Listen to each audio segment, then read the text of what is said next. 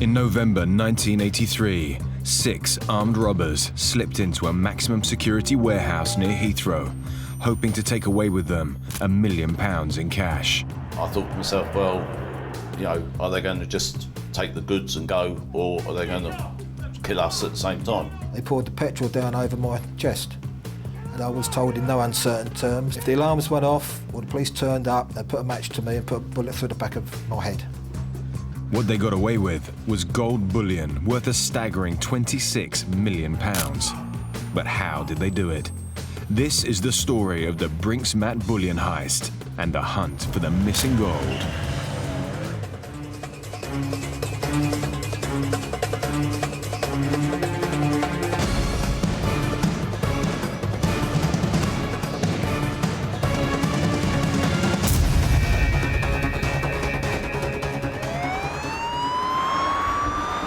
Britain's biggest ever armed robbery was carried out at the Brinks Mat security depot at Heathrow. The gang escaped with £26 million worth of gold bars, weighing nearly 3 tons.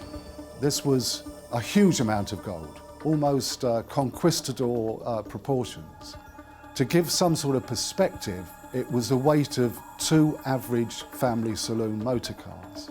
The biggest ever robbery in British criminal history. One of the most audacious robberies ever carried out in Britain. Offence, £26 million worth of gold stolen in Britain's biggest ever robbery. Must have been a large and well-organised operation. To be honest, I was in complete fear of my life and also the lives of my colleagues, especially when they tell you where you live and then they tell you how to get into your own vault. And that is the most scary part of it. They knew so much. They took with them the secret of where the haul is hidden. But of course, by stealing the gold, the robbers then had a problem of how to actually filter that gold back into the system and make that gold turn into cash. Ruthless in its conception, fearless in its operation, the Brinks Mat heist is still the largest bullion robbery in British criminal history. In just 15 minutes, a highly organised South London gang of armed robbers made off with 3 tons of gold from the Fort Knox-style warehouse near Heathrow. It was the biggest crime or robbery that I've ever been involved in. And dare I say it, it was a watershed crime in the criminal history of this country.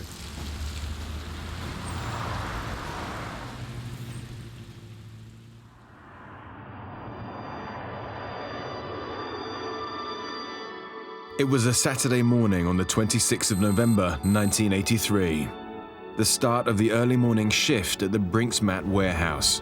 Security supervisor Mike Scouse had to wait until precisely 6:30 a.m. to open the doors to his team of security guards, Robin Risley, Richard Holliday, Peter Bentley and Ron Clark. Being based at Heathrow Airport, we handled a lot more high-value goods. We handled banknotes, we also handled diamonds, gold bars, precious metals, and anything of high value. Every day was different. Some days it was pennies, other day it was millions. When you pick up, say, £5 million, it doesn't register as £5 million. To be honest, you didn't worry about the value. You worried more about the pound in your back pocket, because the pound in your back pocket belonged to you. Once in, the security guards went about their normal routines. One of the lads was making the tea, as per usual, and the others were getting their bits and pieces together, security equipment, etc. We then got the various books out and the keys, and we started to discuss what was going on. We're going through the airway bills and sort of just doing a rough calculation, and we realised there was an awful lot of gold to be moved that morning. And the vehicle that had been allocated couldn't really take the weight, it's just over 3 tonne. The gold had been delivered to the warehouse in 76 stacked boxes on pallets, shortly after the security guards had clocked off work the night before. It was a staggering amount they were expected to handle that day. The doorbell went at about 20 to 7, so I then went downstairs and saw Tony Black outside. He was on his own. So I opened up the door.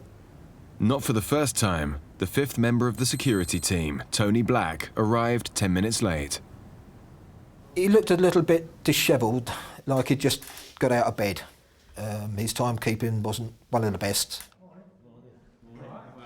No sooner he was upstairs, he said, "Oh, his son dying to go to the loo. I'm going downstairs." I'm going downstairs. As Mike Scouse busied himself in the radio room trying to work out how best to transport the gold to the airport, the other security guards were gearing themselves up for the task ahead. Tony Black joined me. He was rolling a cigarette. And all of a sudden there's an almighty commotion going on.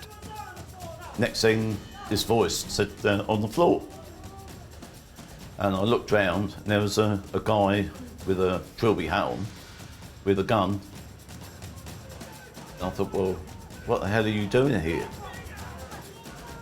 And a hood or bag was placed over the head.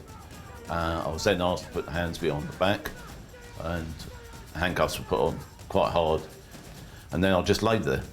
I could hear these tables and chairs being kicked over. And then I just turned round and there's this man running at me with a ski-type balaclava mask on, holding a semi-automatic pistol in his hand. He was yelling at me in no uncertain terms to get down on the floor. And that's when I looked at Tony Black and I just said, "Who the blankety blank's he?" Then next minute, we're both on the floor. I'm handcuffed, hooded, got a good kicking as well.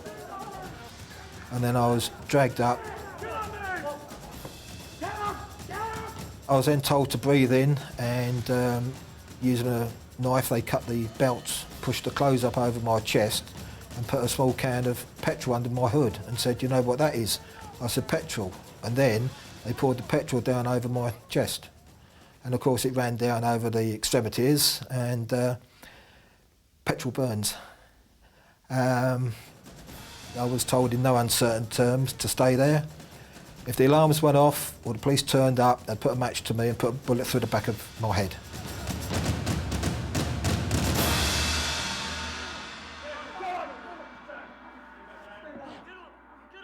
Unknown to Mike Scouse, Robin Risley was also being dealt with in a similar treatment.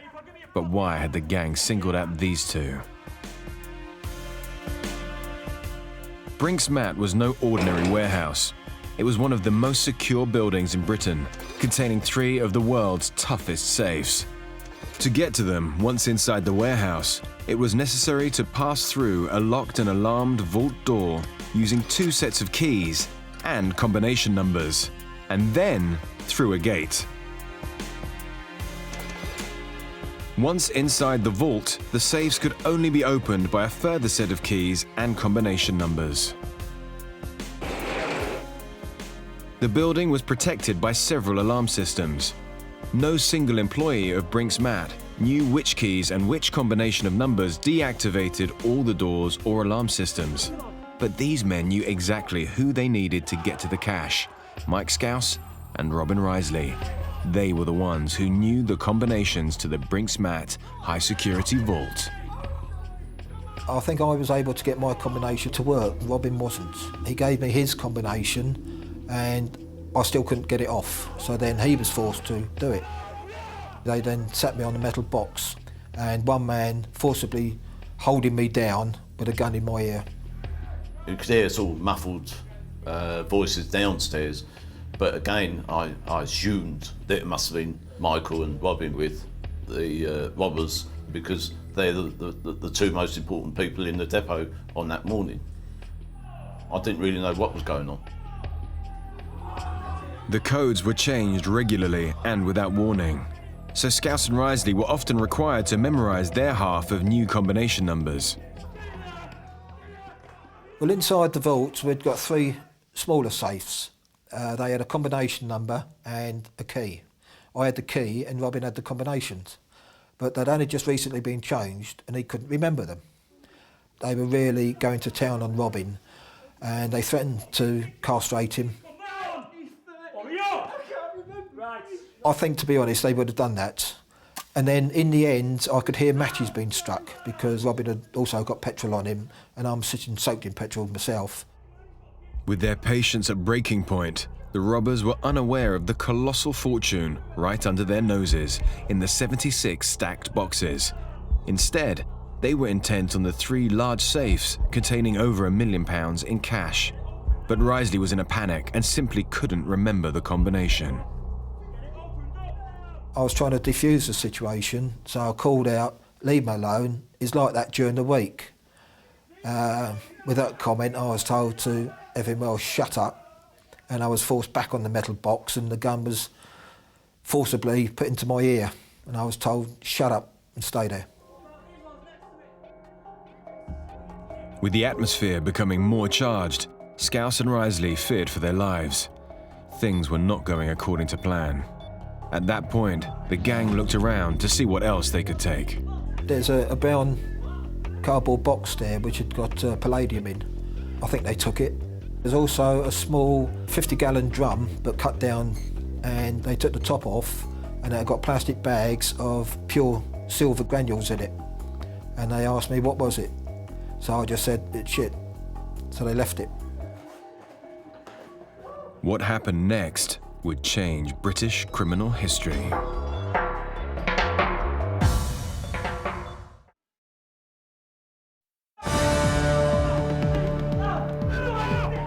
In November 1983, 6 armed robbers had come determined to steal around £1 million in cash from the Brinks Mat warehouse. Instead, they committed the biggest bullion robbery in British history.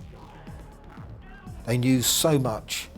To be honest, I could have written down the combination numbers, given them the keys, and sat upstairs and had a cup of tea. They told me how to get into my own vault. They were very well practiced in what they did. It was a military-type operation, driven by adrenaline and armed as well. The criminal world in London in the 80s was highly organised. They had a distinct hierarchy of criminal, and those type of criminals that were committing armed robbery on an organised scale were top of the tree. There's a lot of shouting going on inside the vaults, and then they obviously found the gold bullion that was there. Having violently terrorized the guards, the gang stumbled across 6,800 pure gold ingots, each weighing just under 400 grams, and each bar worth around £3,000.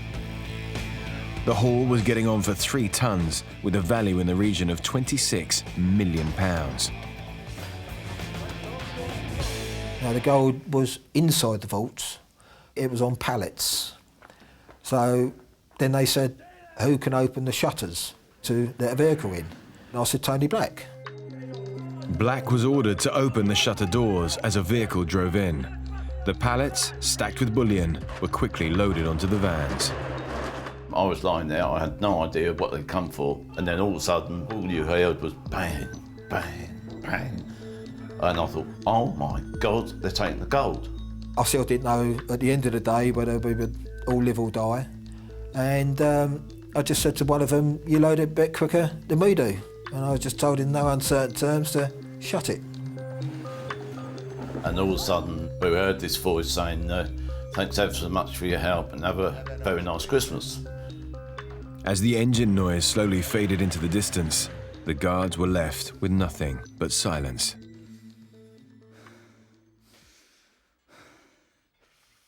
I then gave it a couple of minutes. Then I called out to all the lads, and all of them answered, so I knew that they were all alive and in one piece sort of thing. And then one of the lads was able to break his handcuffs, the link on it, and then he kicked a very large hole in the office door, and then he came into me. By then he'd, I think, released Tony Black, and then they got a screwdriver and a hammer, and then they broke my handcuffs. All of a sudden, this voice said, keep away from the door, look out. And this size 12 boot came smashing through the door, followed by a head, and it was Peter checking if we were okay. With the alarm raised, a flying squad team led by Detective Inspector Tony Brightwell raced to Brinks Mat. The scene at the warehouse itself, it was in total disarray. There was upturned chairs, there were masks, gags, ropes lying all over the place. There was an unbelievable stench of petrol, where petrol had been poured over the guards. The whole thing was in disarray. I should point out that the robbers had carried out this robbery and got away from the premises in a matter of 15 to 20 minutes. This was high-speed stuff. Crimes such as this cannot happen unless you have someone working for you on the inside. Now, that could be someone that was on duty at that time, it could be another person in the employ of Brinks Mat, or it could be someone that's left the company. But it's right to say that even in the first minutes of us being informed of this crime, we were focusing on an inside agent. As far as the other guards are concerned, and specifically Michael Scouse, it's fair to say that they were regarded from the early moments as being involved.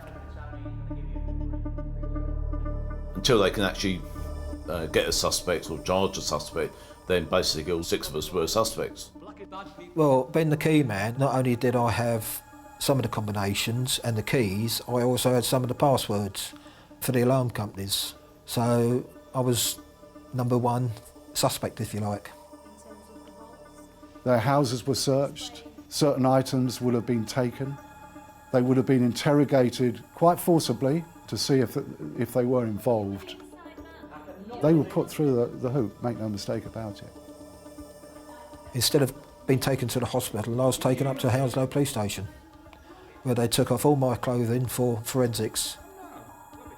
Scouse was under investigation for several days, and it culminated in the flying squad arresting him on suspicion of being involved in this robbery. One would ask me a question and then I would try and answer it, and then one of the others would jump in and said, 5 minutes ago you said. So then my brain would start to backtrack, what did I say 5 minutes ago?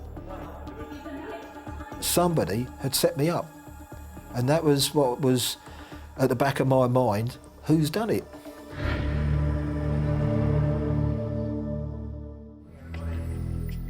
Just as it was looking like Scouse was in the frame, another man had now come to the attention of the police.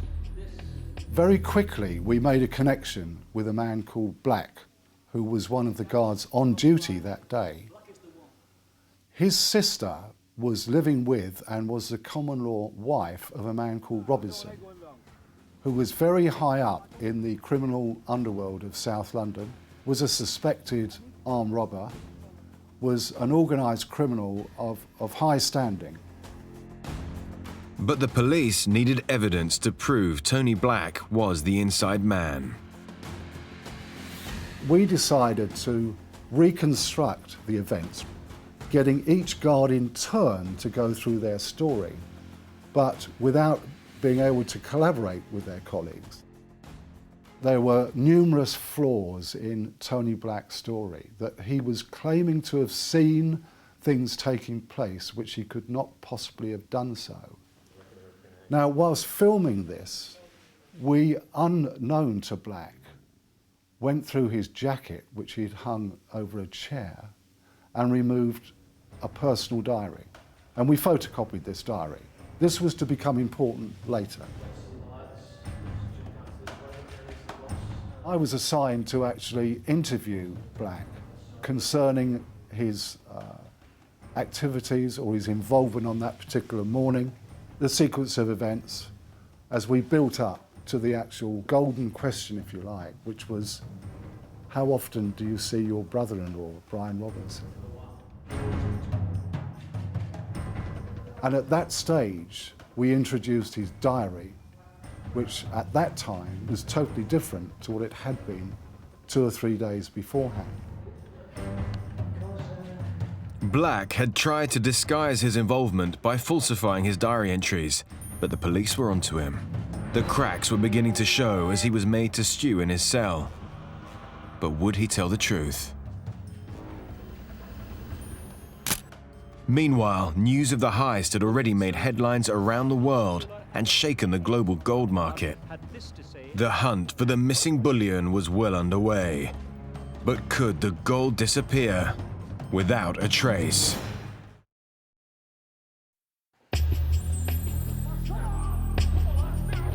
A gang of 6 armed robbers had pulled off Britain's biggest heist with an incredible gold bullion haul of £26 million, stolen from one of Britain's most impenetrable buildings, the Brinks Mat warehouse. With the inside man reaching breaking point, the police were now on the trail for the missing gold. Each ingot is serially numbered. The only way that you can move those ingots is first, you have to melt them to get rid of any identifying marks. But then you have to mix it in a certain way with copper, with coin, brass, in order to disguise it even further, because the only way that gold is acceptable really coming back into the market, which has to happen here, is if it's sold into the market as scrap gold. 15 days after the robbery, the police got a major tip-off. A man was going to pick up a smelter from a manufacturer in Worcester, capable of melting 36 kilos of gold bullion at any one time. For a while, police had managed to track it, but then lost sight of it. It was a huge blow to the operation. Back at Scotland Yard, the police were piling the pressure on Black. £26 million worth of gold had been stolen, and they desperately needed a confession. It was a very difficult case, and really hinged on turning one man, which was Black. So later that evening, when we brought him out of the cell again, we saw a totally different Tony Black. It was then that he said, "I want to tell you the truth." The flying squad now had their man. Black was about to blow the lid on the biggest bullion robbery in history. Tony Black was a very average type of guy. I would say that he was easily led, easily impressed, but nothing really outstanding about him at all. He always came over as quite an affable type of person. If you had any problems on your car, he used to fix it for you. He'd only met a few people that he knew or could identify regarding the planning of this robbery, which had taken several months. It transpired that Robinson had introduced him to a man called Michael McAvoy and a man called Tony White. So they used to meet under the guise of going fishing at Leyland on the River Thames. Black had told them how many guards would be on duty, where they would be at any particular time, where the safes were, who the guards were that had the combination numbers to get into these safes. Explicit detail without which you couldn't possibly have carried out this crime. To the day of the robbery, Black had overslept and panicked that he couldn't get to the warehouse in time, so he was late arriving for work. And in fact, he had met the robbers as they waited to get into the premises.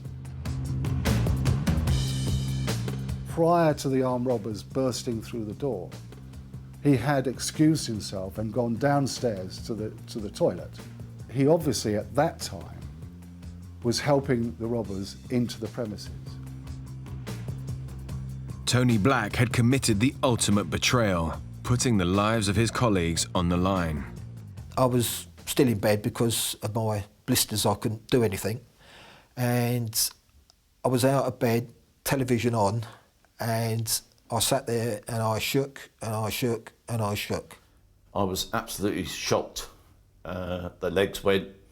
I managed to stand upright. I don't know how, but I managed to stay upright. And looking back now, I felt sick at that time, more sick than I did on the day of the robbery.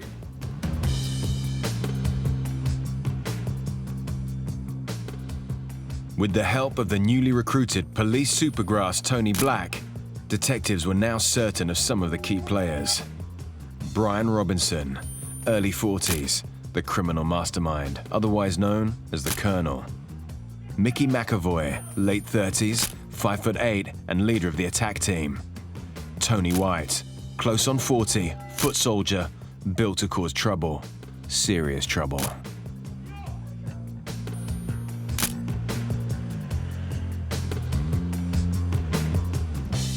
was a highly organised gang, or gangs that were carrying out these robberies. They were all known to each other.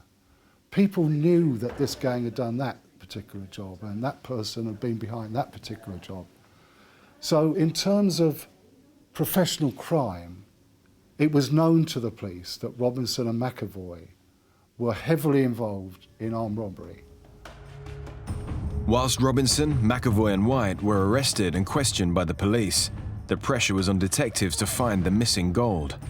7 months after the robbery, the police got another breakthrough when a man by the name of Kenneth James Noy was brought to their attention.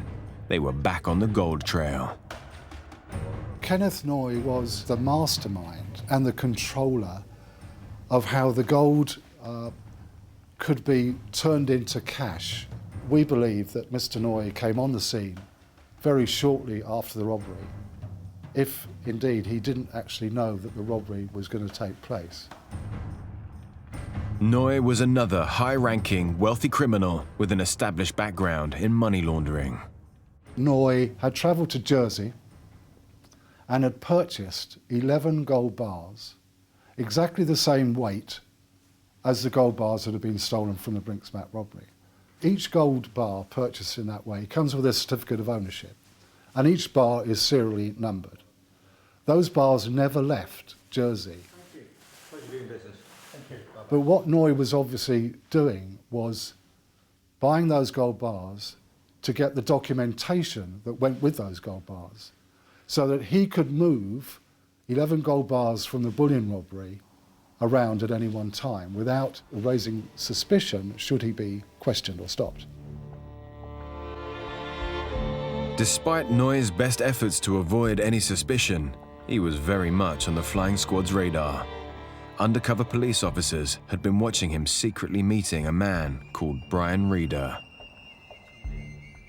Reeder was calling at Noy's premises on a almost daily basis. And every time these two met, we ascertained that a very heavy bag was going from Noy to Reeder. Now, my team worked on this for several days and eventually followed Reeder to Hatton Garden. From there, they saw the same bags being taken down to Bristol, to a company called Scadlin. It was their job to then mix it with base metal, copper, brass, to give it the appearance, if they could, of scrap gold, and then sell it on the open market. And invariably, in this case particularly, a lot of this gold actually ended up back with Johnson Matthey, the people that originally lost the gold in the first place. The gold was being sold back to the company it had originally been stolen from. Now, the police investigation needed to find out how the gold was reaching Noy. Was it coming from one or more sources? Or did Noy already have all the gold? With Tony Black, the police supergrass, they lent on him to reveal more. We asked him, where would the gold have gone to? Had you met any of the robbers in between us arresting you a week later and the robbery itself? And he said no, and I believed him. It was counterproductive for the robbers to actually meet him after the event. They wouldn't necessarily tell him where they'd stashed the gold. Black's first test as a police supergrass was to come in the form of an ID parade. Black would have to go and touch the likes of McAvoy on the shoulder and identify him as being involved in the Brinks Mat robbery. And as Black approached him to touch him on the shoulder, he hit Black full in the face. Now that was intimidation. But thankfully, Black came through that. Black then went on to identify Robinson and White in separate lineups. Tony Black was sent to trial at the Old Bailey and sentenced to 6 years in prison for his part in the Brinks Mat heist. He served just 3. 8 months later, he testified along with Mike Scouse against Robinson, McAvoy and White. who all pleaded not guilty at the Old Bailey. It was very tense in there. They were only a few feet away. They were surrounded by police officers and prison officers. I think they were trying to stare me out. The jury found Robinson and McAvoy guilty, sentencing each of them to 25 years in prison. I was quite pleased that they got a long sentence because the amount of violence and what they were capable of to myself and to the rest of the crew, they got what they deserved, to be honest. But the jury wasn't convinced of Tony White's involvement. Tony White was acquitted by a hair's whisker. And whiskers are the right word to use because his involvement came down to whether he had a beard on a particular day when he met Black. The jury chose to believe his version of events and he was acquitted. With 3 of the gang now inside, but still no gold, the police were under huge pressure. What was about to happen next would have the most shocking impact on their investigation.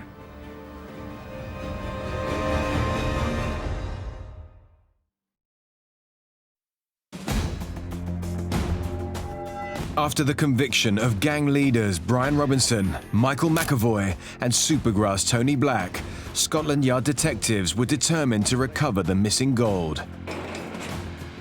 They had already established that from Kenneth Noye's house in West Kingsdown, Kent, Brian Reeder was collecting the gold and delivering it to a small office in London's Hatton Garden. From there, the gold was being transported down to Bedminster near Bristol, to a small bullion company called Scadlin, where it was bought, smelted, and resold back to the open market as scrap gold. Now, a huge amount of cash, obviously, would be generated by disposing of this amount of gold. Scadlin, obviously, would have to pay for this gold. And they were a very small operation in a very small suburb/village on the outskirts of Bristol. In a 6-month period between August 1984 and January 1985, Scadlin disposed of a staggering £13 million in gold.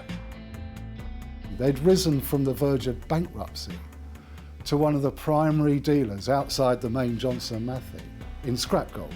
So this was a huge amount of business running through this very small company because Scadlin have to pay for this gold.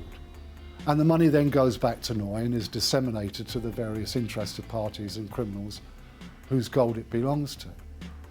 Now, in order to do that, they relied on a very small bank, a local bank, a branch bank, and this bank had to generate large amounts of cash on almost a daily basis. So in order to assist this or facilitate this, the bank had to send to London to get vast or large injections of cash to their operation in Bedminster, Bristol. We found out that a lot of this money was brand new £50 notes. The A24 series of brand new £50 notes. Knowing these £50 notes were directly linked to the gold, all the police had to do now was to determine how the gold was reaching Noye in the first place. A decision was taken in the higher echelons of Scotland Yard to insert officers into Noye's premises to discover if Noye had any other gold buried or hidden in his grounds or on his premises. We had to enlist the help of rural SAS-trained officers. Detective Constables Neil Murphy and John Fordham were put on the operation. John and myself arrived about 5 p.m, got ourselves ready to spend a whole night at the property, if necessary. We were expecting Reeder to arrive at Noye's house that night. We were expected to witness the handover of gold. And we were given the signal to enter the property. We're over the wall and into the property, John and myself together, and as trained, moving slowly through the garden up towards the property. And when we just about got to the sort of area we'd want to be where we could observe the cars and perhaps the doors, we were surprised by the dogs. Noy's 3 Rottweiler dogs were loose in the grounds.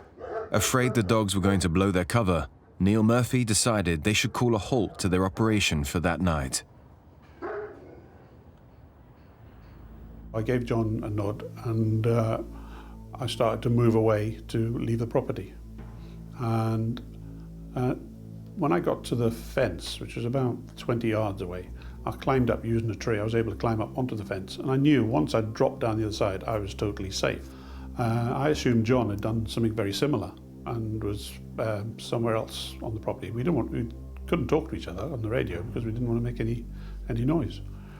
And I paused for a few seconds while I was on the fence, looked back towards where I last saw John, and the torches were in that area, and the dogs were still barking. So I shouted, trying to get Noy and Rita to make the decision to leave. I shouted at them to shut the dogs up, pretending to be one of the neighbours of the properties where I was standing next to. Then the torch started to come my way a little bit, come towards me. So because of that, I made the decision to leave the property, and I jumped down into the garden and made my way back towards the front of the property. Murphy had aborted the mission, but something was wrong. There was no sign of his colleague. I got in a position where I could best see what was happening, and I could see 2 men standing over someone who was obviously on the ground. One of them shouted something about blowing your head off, and it was at that point that I realised this is a shotgun he's got. And I transmitted that to the guys listening, and the signal was given immediately then to enter the property. With their surveillance operation blown, the flying squad burst onto Noy's grounds. One of the officers from the flying squad and one of the officers who we'd taken over from, one of the surveillance officers, were looking after John, and one of the guys told me, it looks like he's been stabbed.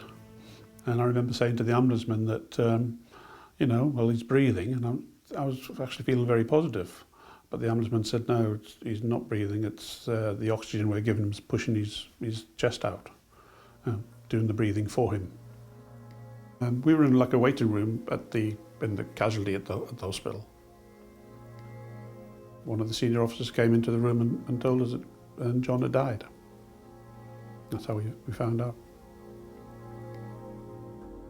John Fordham died of 11 stab wounds after a ferocious attack.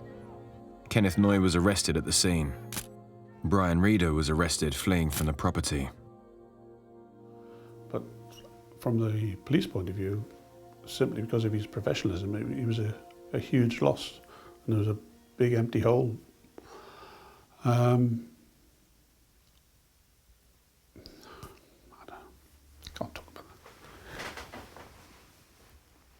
I mean, everyone was obviously devastated at the death of DC Fordham, and the whole inquiry, if you like, had been turned on its head as a result.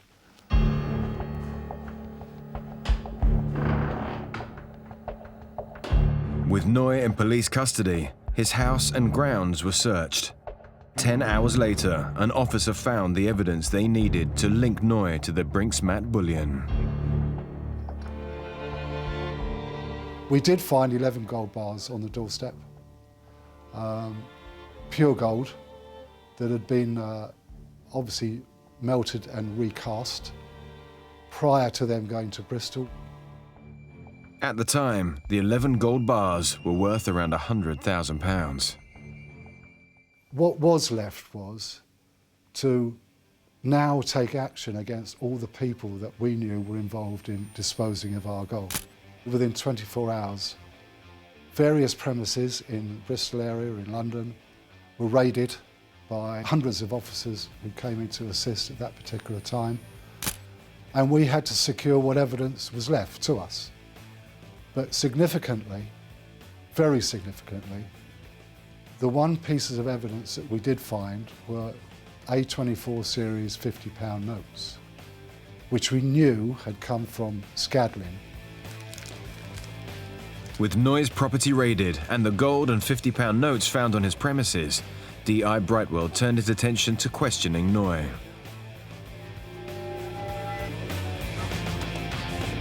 Immediately, Noy engaged me in a Masonic hand signal. And I recognised this. And I looked at him and thought immediately to myself that here is a man that's trying to ingratiate himself with me, thinks that I'll be able to help him, and is obviously looking to do business, as it were. In ordinary circumstances, if John Fordham had not been killed, I would have been delighted to talk to this guy, to do a deal, as it were, with him, because he knew where the gold was coming from. But I knew, because a copper had been killed, that there was no way that this could happen. And as soon as he learnt of my feelings on that, he really showed a different side of himself. But I could see the aggression building in him. With no deal struck, the police found it almost impossible to get any more information on the gold trail. 10 months later, Noy stood trial at the Old Bailey for the murder of DC John Fordham. I knew that Noy had probably one of the best criminal barristers that I've ever come up against in my time in the police. I understand that the jury were taken down to Hollywood Cottage at night to replicate these conditions, and basically put the question to them, how would you react if you'd have confronted someone, as John Fordham was, dressed in black, blacked out face, in the middle of the night? How would you have reacted? Would you have acted in self-defence? And the jury chose to go down that route, where they agreed it was self-defence and acquitted him of murder. John Fordham, when all said and done, was unarmed. As I've always said, the 11 stab wounds is not self-defence. That's a frenzied attack. It was a confident Noy who strolled back into the Old Bailey 5 months after his acquittal for the murder of John Fordham. This time, he was facing charges for handling the Brinks Mat bullion and a second charge of conspiracy to evade VAT. Would he walk free a second time? First and foremost, we have to convince the jury that this gold is from the Brinks Mat robbery. And we do that by proving that it's fine gold, i.e. the 4 nines gold, 99.99% gold.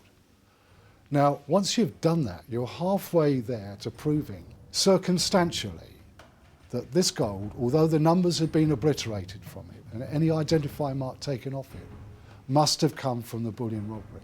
But the real clincher for me was the A24 series notes, because after his arrest, it gave us time to look at the accumulated wealth of people like Noy and other associates. They all linked together through these A24 series notes.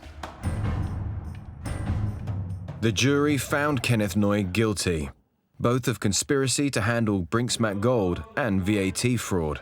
He was sentenced to 14 years in prison. The only saving grace through the whole thing was the fact that he was convicted of handling the gold. I think if he'd walked free from court on that, having killed John, that would have been devastating.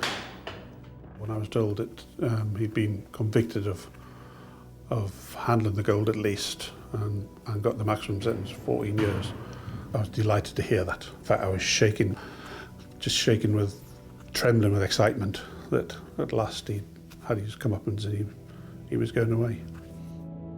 Scadlin boss Garth Chappell was sentenced to 10 years, whilst Brian Reeder was jailed for 9.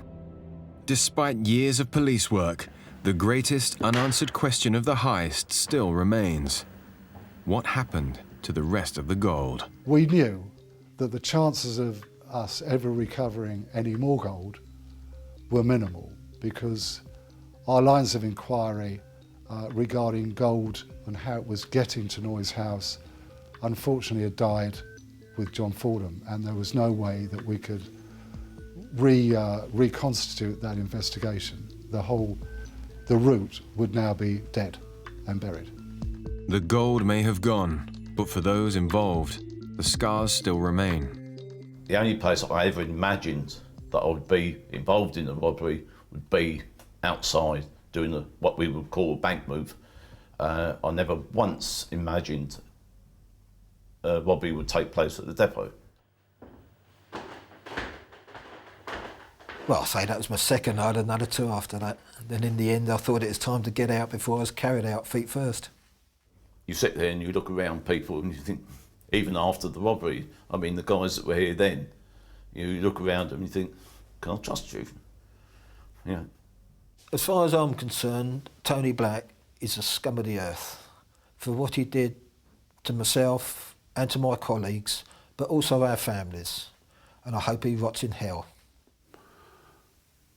The only thoughts I have are for John's family. I think about them quite a lot and how they've missed all the years that they haven't had with him. As far as recovery of the gold was concerned, the 11 gold bars found at Kenneth Noye's house was the only gold ever recovered from the bullion robbery. Now that's 11 gold bars out of 6,800 gold bars. 13 million of gold was disposed of. But that's only half. So it's pure conjecture what happened to the other half. Some say large amounts of bullion were flown out of the UK. Others think the bulk of it is still hidden in Britain. It's also thought that anyone who bought gold jewellery in the UK after November 1983 could be wearing the Brinks Mat stolen gold.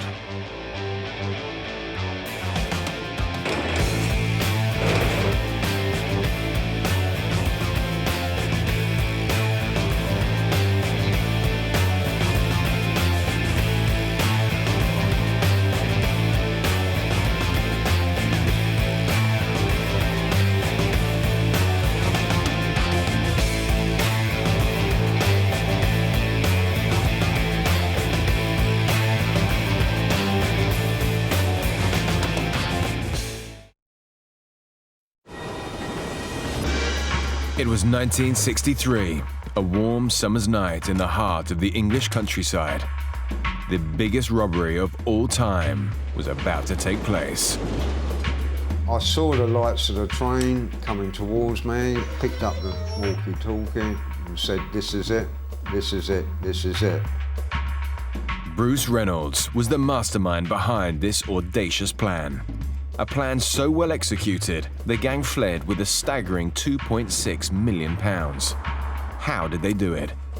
This is the story from the man who organised it all.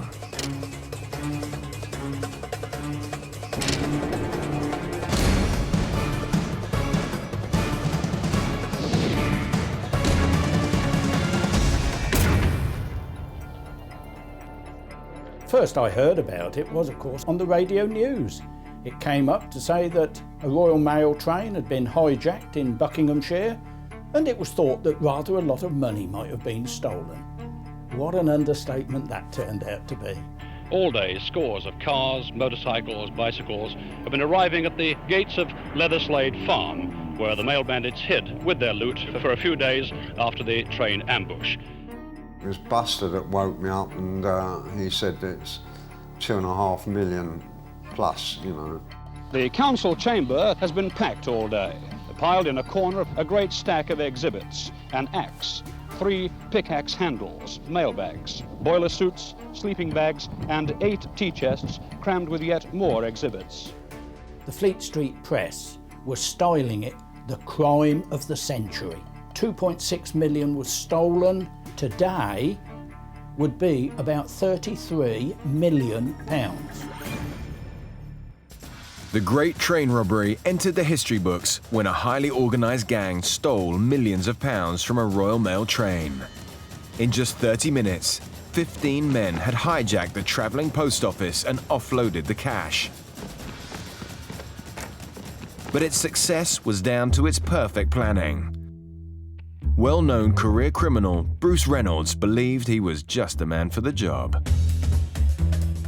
I was recognised as a face in the underworld. I was 32, full of abuse, so it was just really a question of finding the right, as we used to call it, a piece of work. We wasn't that far away from the end of the Second World War, So when they say swinging 60s, it was certainly swinging 60s.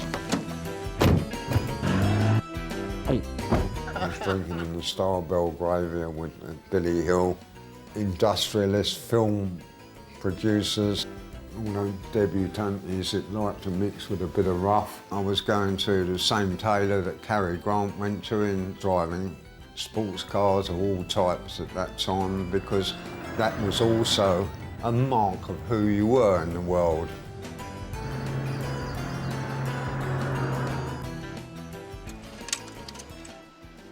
There's a network that was supplying the inner circle of thieves with information.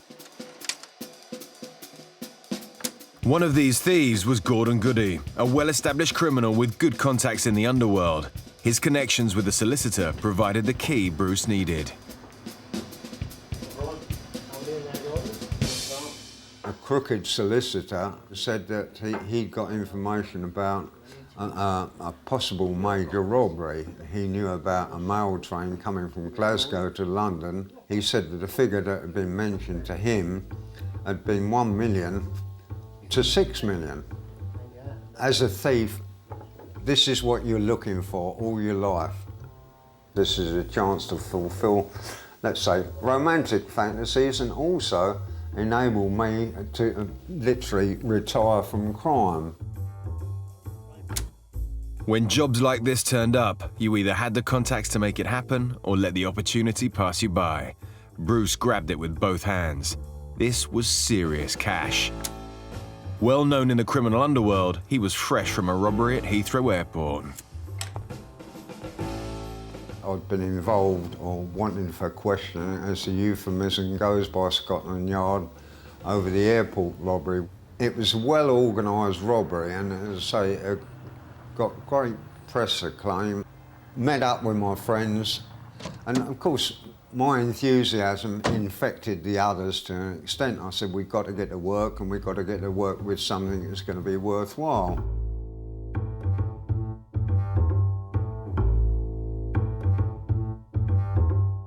I was the motivator. I was the one who had the enthusiasm. I was the one that made sure everything was looked at from my point of view, rather than leave it to someone else. But a robbery on this scale was going to take some doing. It wasn't a job for opportunists. It needed the right team. And Bruce knew just the men. 31-year-old Charlie Wilson was a big-time criminal who Bruce had worked with before. 34-year-old Ronnie Biggs was a one-time carpenter turned small-time crook. Crucially, he could supply a much-needed driver for the train. 32-year-old Buster Edwards was a former boxer and nightclub owner and a long-time confidant of Bruce, a man he knew he could trust. What none of them knew was that this robbery would make them household names. The nucleus of it was all people that I'd worked with on previous robberies, and you know, they knew how to keep their mouths shut and security-minded. Making up the rest of the core team was Jimmy White and Thomas Daly. When things had to be sort of drawn out, Buster wasn't living at home. He'd rented a flat in Twickenham, and we'd have meetings over there where Blackbird was brought out, and you know, you'd point out what the situation was, and you know, literally thrash it out. The idea was formed. As there at Bicester, there was an army barracks that if we had been interviewed by the police, you know, we was dressed like roughly sort of more military than railway. I was in charge of the operation as the major, and I would inform the policemen that we were on a military exercise. Bruce quickly realized he needed more men he could rely on. Stopping a 135-ton locomotive was going to need a few heavies. If there's 1 to 6 million, we need bodies to handle the bags. Plus, if things do go wrong on the track, we've got something like 80 people on the train to contend with. We wanted someone who knew railway procedures, who knew how to stop the train for sure, So Buster knew the South Coast Raiders, he knew one or two of them, and he knew they'd got a guy, Roger Caudry, who'd arranged for various methods where they'd stopped trains successfully on the South Coast line. So you have the big guys, they're the attack team, and the little guys are the technicians. The gang was in place, 15 men, all ready for a slice of the action.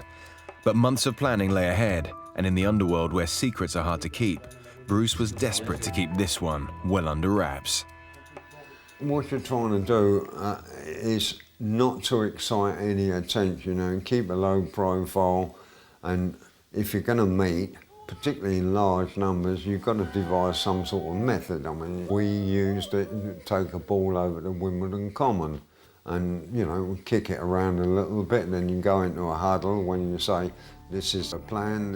One of my mentors said to me, Bruce, you've got to think you're a spy in an enemy country and behave accordingly, that everyone is out to catch you in some way or another. So when we had sort of meetings, we kept it as little as possible that we weren't together at any particular time. Bruce knew people he could trust, but that wasn't enough. He had to know more about the Royal Mail train and its contents. An old contact proved to be the inside link he needed. It was well known that railways carried a lot of money at various times, but to get the specific information is very difficult. Just the mere fact you know that trains carry money, well, that's not good enough. I went to see a contact of mine who was only a porter at Waterloo Station, and he outlined to me what trains came in with money, and there was what he termed the money train. He didn't know how much was on board, but what he did know, there had to be a lot of money because of the police presence when the train was unloaded. The pieces were fitting together, but the perfect robbery wouldn't be a success if the perfect location couldn't be found, and time was running out.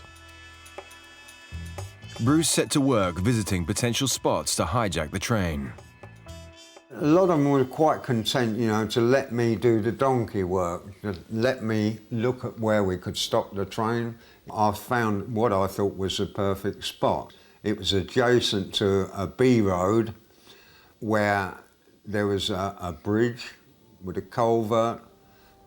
The perfect spot to stop the train and unload it.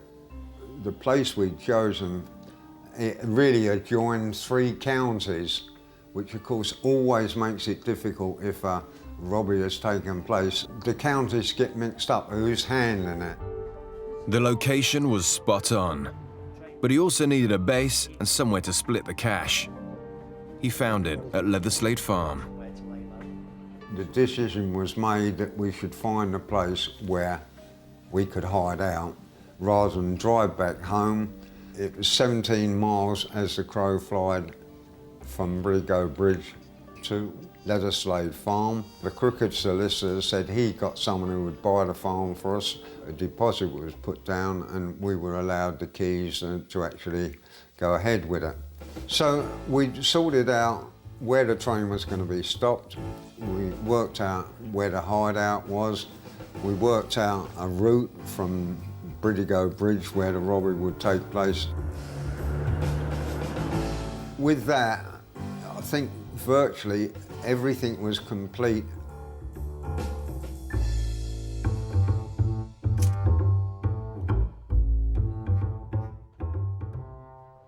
Everything was set.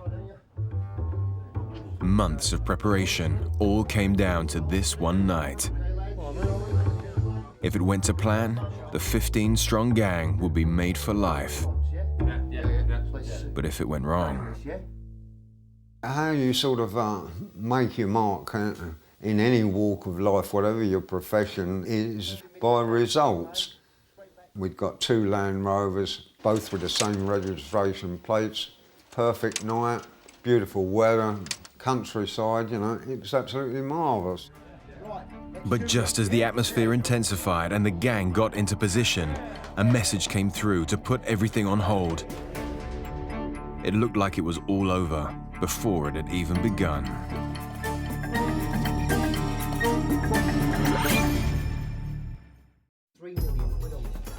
It was the night of the biggest heist of all time. A gang of prolific criminals was about to hijack a Royal Mail train carrying millions of pounds. But just as everybody was ready to go, word came through to wait. We've been told a date, the August bank holiday. Everyone was at the farm. Someone cycled out to a village some couple of miles away and phoned through the contact. And he said, no, you have to wait till tomorrow. After a bank holiday, obviously there's spending all over the country, so banks had excess money. It took the banks a few days to collect the extra money for transportation to London, which meant a jackpot even more than originally thought. So the contact said, you have to wait till tomorrow. That's when the major money is coming through. It was a day later than it should have been. The promise of more money was enticing, but in the meantime, the gang had to sit and occupy themselves. Then we had a lull, really, in the enthusiasm. 24 hours delay meant people started thinking, hold on a minute, the enormity of this crime we're about to commit could have devastating results with us. So there was a bit of rallying that had to be done. Bruce's reputation kept the gang's morale together. They trusted his word and laid low at their hideout for 24 hours. You're part of a group, you know. You can't suddenly say, I don't want to be in it now. You lose face with your comrades.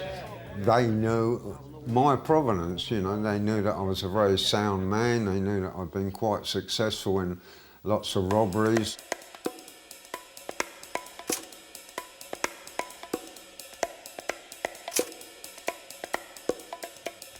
This was the biggest job of Bruce's criminal career. Everyone knew the drill.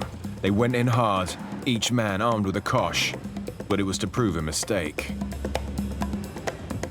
So I was playing my role. It was like a commando raid. I was dressing the part, even wearing a SAS beret. We left the farm, perfect night, beautiful weather, countryside, you know, it was absolutely marvellous. But how were they going to stop a fast train without anyone noticing? The answer? Get the driver to do it. First, a glove would be used to cover the green light. Then the red signal would be rewired so it was under the gang's control. Next, the train would be stopped at Cheddington, where the two front carriages would be uncoupled and driven down the line to Bridigo Bridge, where finally, the high-value sacks containing all the loot would be unloaded into the waiting vehicles. There was no time for any mistakes.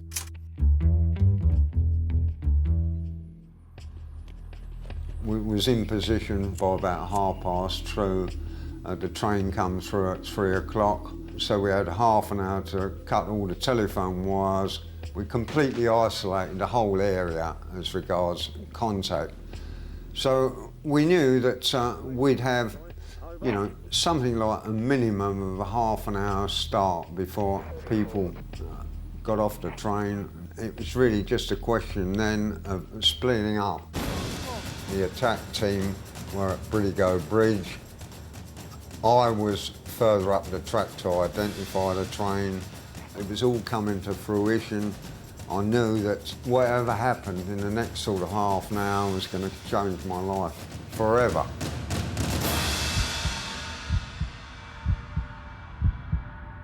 Now it was simply a case of waiting. As soon as the train could be seen in the distance, it was all systems go. I saw the lights of the train coming towards me, picked up the walkie-talkie and said, this is it, this is it, this is it. My job on the night of the robbery was to sort letters for South East London in the 5th coach from the front of the train. Well, being after the bank holiday, there was extra mail on board. We normally only carried 30 to 40 high-value bags on a normal day, but after the bank holiday, there was between 120 and 130. There was a lot of pressure on, and there was extra staff employed to deal with the pressure. When we got to where the red signal was at the gantry, the train ground to a halt. Paddy and I are sitting in the Land Rover just waiting to see the train and its 2 carriages pull away from the other 10 carriages that form the train. For a moment, you know, it was silence.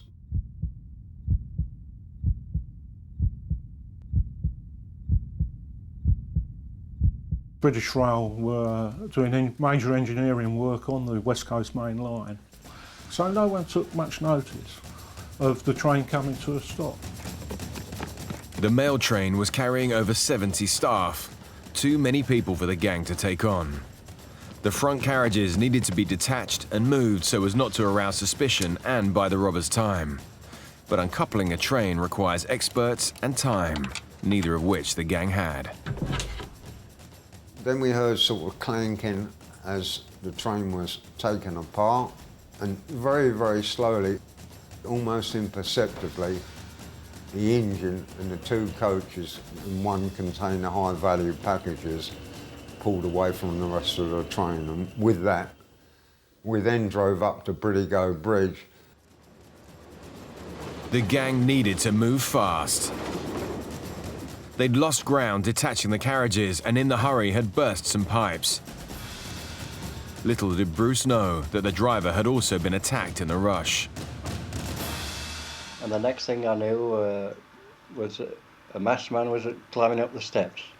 I grappled with him and I almost forced him off the footplate, but I was struck from behind by another. The next thing I remember, I was on my knees on the floor, and I was told to get in my driving seat, take the train forward and not look up. We'd attended to Mills, who'd been hurt in the attack, and his fireman, who hadn't been hurt at all. They were handcuffed on the embankment. I think Charlie Wilson gave one of them a cigarette, put a bit of a bandage round his head. I walked through to the front of the train to see what was going on, and in the leading coach I noticed that the gangway door was open, and that's where the high value coach and the stowage vehicle and the loco had come detached, and it was quite a way down the line. But at that particular time there was nothing sinister apparent. Inside the train, the mail workers remained oblivious to what was going on. Charlie Wilson opened the door and a chain was formed and the bags started coming down the embankment, passed from one man to another, onto the back of the army lorry. I kept checking my watch to make sure everything was all right. I'd allowed half an hour to unload the train. We'd got to 120 bags and I checked my watch and said, that's it. Someone said, well, there's 8 bags left behind. I said, well, we've got a timetable, we'll stick to it. And with that, the 8 bags were left there and we drove off to Let Us Say Farm.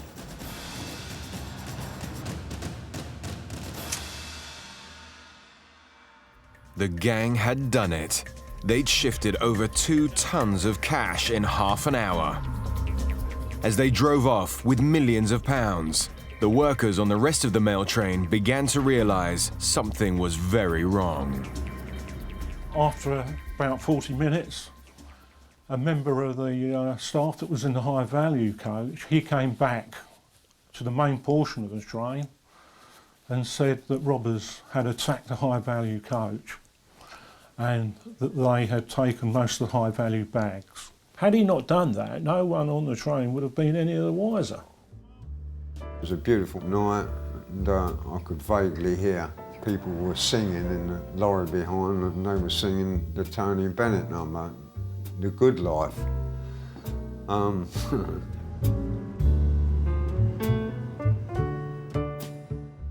The officer in charge of the travelling post office, he detailed 2 postmen to go to a local house and raise the alarm. Everybody was in total shock that it could happen, that the Queen's mail had been taken.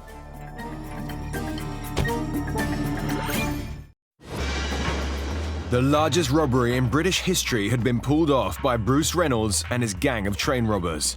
120 mail bags containing more than £2 million had been stolen from a Royal Mail train in just 30 minutes.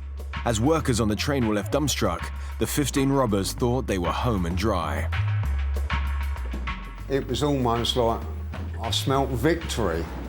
We had a VHF receiver. Just as we pulled in the farm, it came over on the police message. It said, "You won't believe this, they've just stolen a train." I mean, when I got there, all there was part of the train and post office workers all looking out the window, wondering what the hell's gone on. The first I heard about it was, of course, on the radio news. It came up to say that a Royal Mail train had been hijacked in Buckinghamshire, and it was thought that rather a lot of money might have been stolen. What an understatement that turned out to be. We finished up doing the fingerprint side. The actual track had to be photographed, the signals, which have all been interfered with. The wires on the telephone were cut. As the sheer scale of the raid dawned on the local police forces, the gang was tucked away at its hideout. All the bags were stacked up inside. Contrary to what you've seen in films, it was no loose money, it was all parcelled up in individual parcels, so there was a job for someone to open them all up and count what we got. I think it was almost verging on sort of a euphoric hysteria. August the 8th, which was Ronnie Big's birthday. So, you know, everyone was sort of making gestures towards Ronnie, you know. There's a tenner, you know, there's 1,500 quid, you know. I mean, that was it. It was just sort of playing with Monopoly, which indeed had been one of the pursuits to kill the time up there. But for Bruce, the excitement of pulling off the crime of the century quickly subsided. I was then absolutely sort of shattered, and I went upstairs and said, "Give us a call when you know how much we've got." And I virtually collapsed onto bed, and that's when, if you like, the euphoria of success faded a little bit. And, you know, it was almost like an anticlimax. I thought, well, we've done it, you know, what do I do now? But just as Bruce was contemplating his next move, so were the police. One of the robbers ordered the men on the train, "Stay in here for half an hour." Superintendent Futrell said, well, that was probably the half hour that they needed to get from the scene of the crime to their hideout. He had already got a clear idea in his head that the robbers would still be within the vicinity. This throwaway comment may well have been their undoing. As the local forces scrambled to respond, the robbers had only one thing on their minds: the cash that would set them up for life. I think it was Buster that woke me up, and he said it's 2.5 million plus, you know. So I said to him, you know, how do you feel about that? And he said, I think that'd do very nicely indeed. Bloody right. Good. Every gang member had an equal share of the loot, 150 grand, the equivalent of a staggering £3 million each today. As daylight broke just hours after the raid, most of the gang settled in to let the heat die down, but Bruce had his own plans. We got contingencies that we might have to stay there some length of time. Hence, the place was well provisioned, more or less to last a siege of a month. But I left the farm the next morning and I hitched a ride into Tame, and I had 2 women friends who were antique dealers drive up with a van, and the bags was put into the back of the van. They drove off to London with it. Bruce had a well-laid plan and stuck to it. For him, once the job had been completed, the safest option was for everyone to go his own way, quietly. While Bruce put his plan into action, he left the rest of the gang to its own devices. Once the robbery was over, it's a dissolution of the team altogether. Everyone was going to make their own separate ways. There was a hint of madness about the whole robbery because we'd been in the frame, obviously, for the airport robbery, and the same degree of planning was present with the train robbery. So it was pretty obvious, you know, that we were going to get calling cards from Scotland Yard. As Bruce made his quick exit, the others tried to adjust to their newfound wealth, unaware that their actions had made waves in the small village. The local farm worker down at Oakley had become a bit uncomfortable and a bit suspicious of some comings and goings that he'd been seeing at the vacated Leatherslade farm. He had seen people working who, when asked, showed themselves to be prospective builders, decorators, doing work on the farm, ready for the new owner to move in some weeks later. Whoever it was, they seemed to have left some vehicles up there which he knew didn't belong to the previous owner. They were a couple of Land Rovers and also an open-backed Austin lorry. And so he had phoned in, and after describing what he had seen, you know, it was an attitude of, well, this might be worth your while to go and have a look at that. The farm worker knew the area well, and if he was suspicious, it was worth taking a look. But had the robbers fled in time? I opened the back door. We were in the kitchen, and that kitchen was absolutely chock-a-block with foodstuffs and provisions. It was everywhere. I'd seen a lot of sacks down in the cellar, and if those sacks contain the money that was stolen from the train, is it likely that having got it this far, the robbers are going to leave it unattended? And I started to think to myself, well, perhaps they haven't gone. Perhaps they're out amongst those trees, amongst those outbuildings, watching me. I'd got no illusions whatsoever that they were going to allow one young, unarmed village policeman to stand between them and a passport to luxury.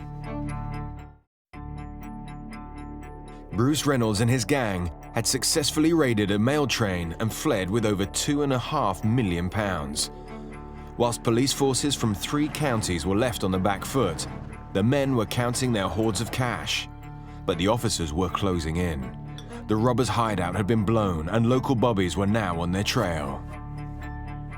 I'd seen a lot of sacks down in the cellar, and if those sacks contain the money that was stolen from the train, I started to think to myself, well, perhaps they haven't gone.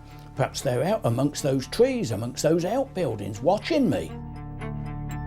But the rest of the gang had left, leaving John and his colleague to scour the farm for much-needed clues. The thing that struck us first and most forcibly was the house itself, because every one of the windows in that house was covered over. We had a walk round the yard, and then, of course, we saw the vehicles. A couple of Land Rovers and a big open-backed Austin lorry, an old army lorry. But the thing that really triggered it was when I spotted that the 2 Land Rovers both bore the same registration number. And I knew that weren't right. The identical number plates had been a ploy to confuse people. But it wasn't just the Land Rovers the robbers had to worry about. Their hideout had been blown. They'd made their escape just in the nick of time. As for Bruce, by now he was well away from the scene of the crime and plotting his next move. The heat was on everybody, and no one wanted to be caught with large sums of money. So I had someone who was going to look after my share, and he'd said to me, it's going underground, you won't be able to touch it for a while, so take what you need and give me the rest. And there's an old thieves saying is that you can trust any man with your money, your life and your wife, but never all 3 together.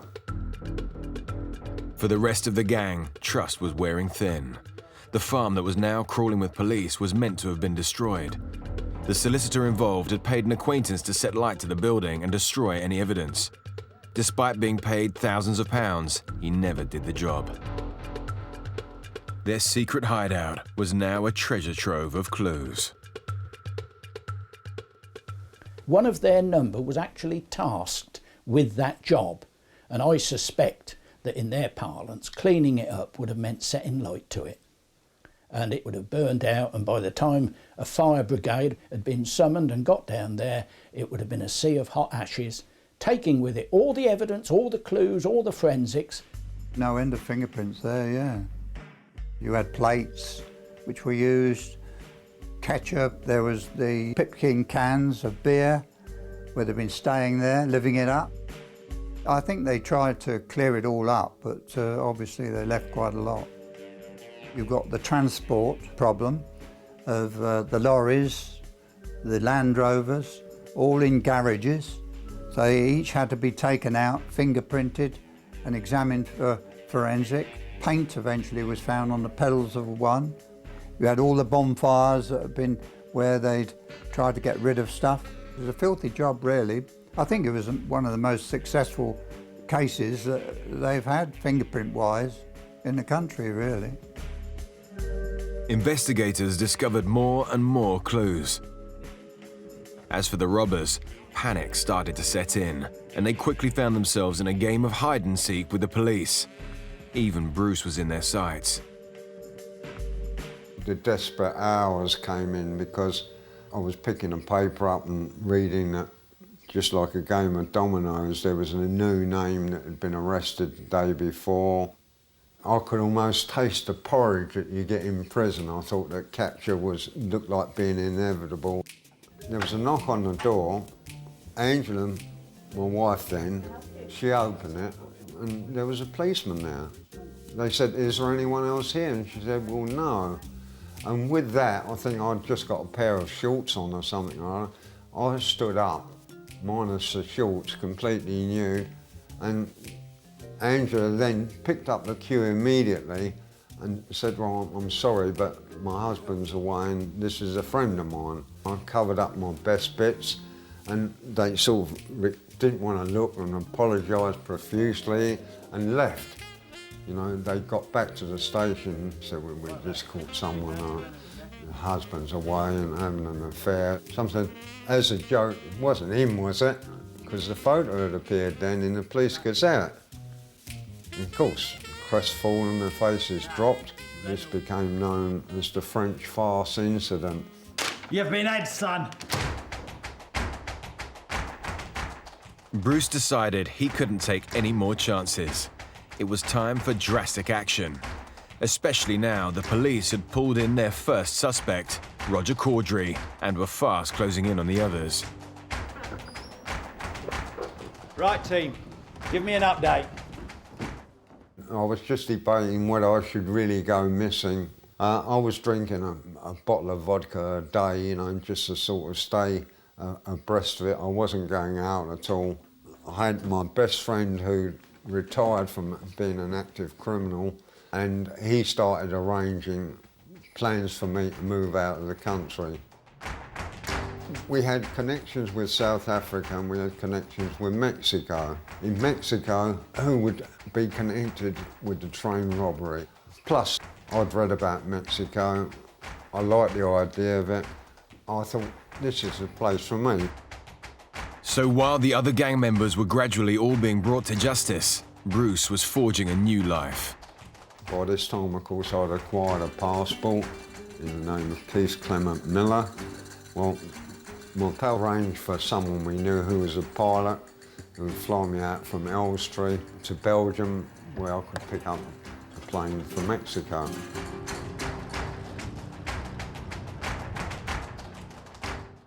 Bruce Reynolds was a very active criminal. He was big time. He was in a league right at the top. And I'm sure his name must have come into the frame relatively early. Although they knew that they wanted to talk to him, they wanted to interview him, Mr. Reynolds wasn't there to be talked to.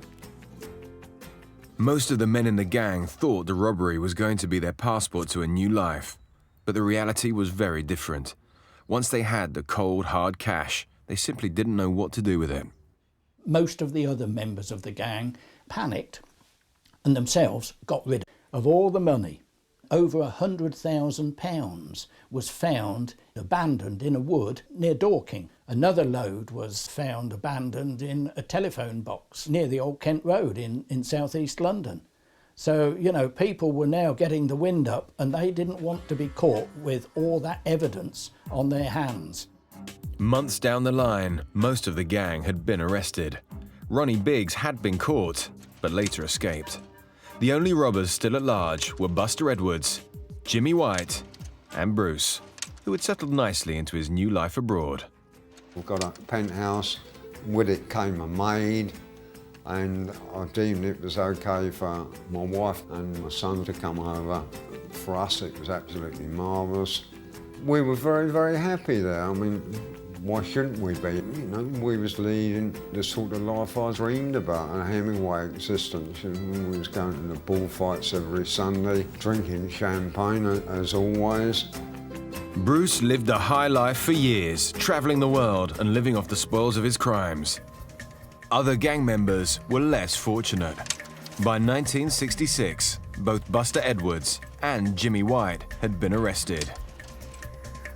All the main men were now inside, with the exception of Bruce Reynolds, who was still managing to evade the long arm of the law. But officers were adamant they would catch the man behind the great train robbery.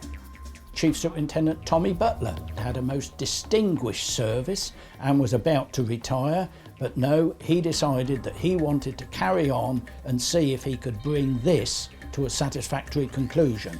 The conclusion, of course, being the arrest of Bruce Reynolds. Pulling off a job like this. Word was coming back to Scotland Yard that he had been seen in such and such a place, was believed to be using such and such a name, but either the country where he was supposed to be lodged wasn't cooperative or didn't have an extradition treaty with the UK, or that they'd moved on by the time they got over there. And so Bruce Reynolds remained at liberty for 5 years. By now, though, Bruce was hungry for another job. His time on the run had been a whirlwind, and he was getting restless. My mentor said there could be a couple of interesting projects if I came back to England. We was told that there was another one in Leeds concerning a post office van that was containing something like 5 million. And at the back of my mind I thought, well, we can always do that robbery there, then we can move anywhere in the world. He was back on British soil.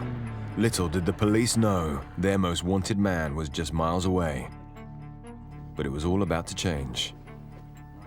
I thought the fame that I'd got would enable me to maybe form another group and carry out some other robberies. Unfortunately, it didn't work out that way because most of the people that I thought would want to work with me didn't want to work with me because looming over it was if you got caught doing anything with me, you're liable to get a much larger sentence than you would normally. Nothing was really working out. I realised the realities which I didn't see before, that to be on the run with a wife and a son was very difficult, let's say even with money. Without money, by this time of course I was running very, very low. And as things got more and more desperate, I think that subconsciously I wanted to be caught. I couldn't give myself up, that would go against my whole sort of philosophy. So I was taking risks, and I was going to places where I shouldn't go, where I might have been seen. Some of the senior investigators obviously took the view that this is my baby and I want to see this through to a satisfactory conclusion. It wasn't until November of 1968 that Bruce Reynolds was located living with his family down in the West Country. One morning, the doorbell went. Nick opened the door and the police rushed in. The grey ghost, Tommy Butler, who was in charge of the flying squad at the time, made the usual remark. Long time no see, Bruce. Don't you coppers ever knock? I knew I was Nick, well and good. He said to me, you know, we've got all the evidence we need against you, Bruce. He said, you're down as one of the main ringleaders and there's nothing that can be done in that respect. The game was over. It had taken several years, but finally, the ringleader of the great train robbery had been captured. It was the reward Tommy Butler and his team had long awaited. Bruce Reynolds was sentenced to 25 years. He served just 10. If you get dealt certain cards in life and you play them the best way you can. I've got certain regrets in my life, but I can't change it. As for the cash, was it ever returned to its rightful owners? Of all the money, 120 sackfuls, 2.5 tons of money, 2,631,684 quid, less than £350,000 has ever been recovered or even accounted for. So that leaves a mind-blowing 87% of the original haul unrecovered, unaccounted for. Never seen again. It was also widely reported that the money was heading to London to be taken out of circulation and incinerated. People latching onto this and believing it said, well, in that case, I expect the government's already replaced this money, already got it printed up, ready to put it into circulation. You know, who's the loser? None of the money was going for incineration or destruction or withdrawal, and it would have been recirculated. The Fleet Street Press was styling it the crime of the century, and that's how it's always been looked at since. And I think perhaps even today it still stands up to that title. But what about the brutal assault on Jack Mills? Do the great train robbers deserve to be called folk heroes? As it was, the money proved to be a burden for most of the robbers, and some met gruesome and untimely ends. Buster Edwards took his own life, aged 63.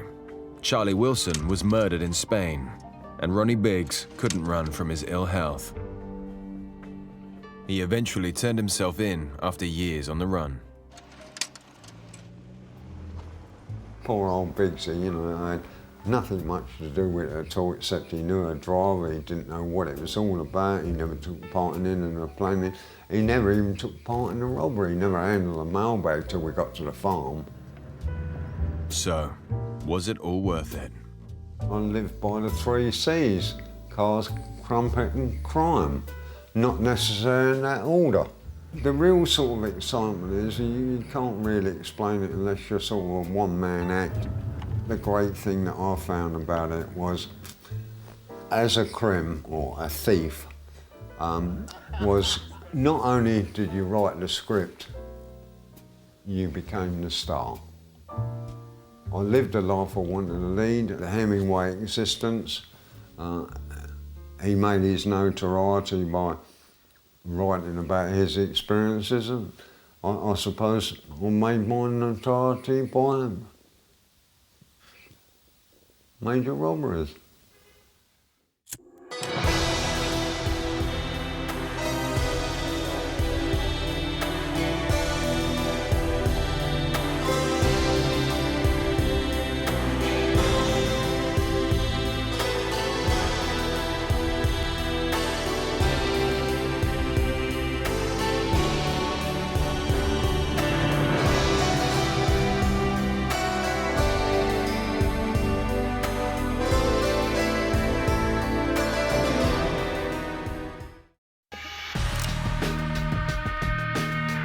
It was the dawn of the millennium, and the UK experienced one of the most audacious jewel raids ever attempted. I mean, this was just too incredible to be true. A highly organized and dangerous gang planned to steal the most precious diamond on Earth by smashing into one of the country's biggest attractions and escaping on a speedboat. And we thought, it's the dome. My God, they're going to strike at the Millennium Dome. I mean, we're talking of something here, probably 300 million worth of beautiful diamonds. So clearly the people who were going to have a go at doing this, if they were, was going to make them pretty famous and obviously make them pretty rich as well. You know, you just couldn't make this up. I mean, James Bond couldn't have done more. You almost wonder if that's where they got the idea from. This wasn't the plot from a movie. This is the incredible story of the Millennium Dome diamond heist.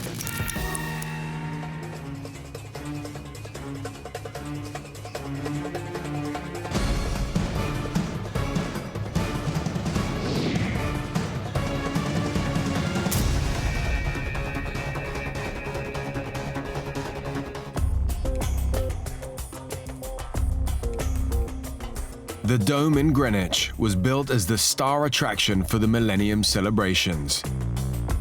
When it opened in January 2000, its organizers hoped it would draw in hordes of visitors, but the crowds didn't come. Instead, the struggling attraction became a political football. Just 11 months on, in November that year, the troubled site was the scene of one of the biggest ever heists on British soil. A highly experienced gang drove a digger straight into the attraction, attempting to steal the Millennium Star, a diamond worth a colossal £300 million. The plot had begun many months before.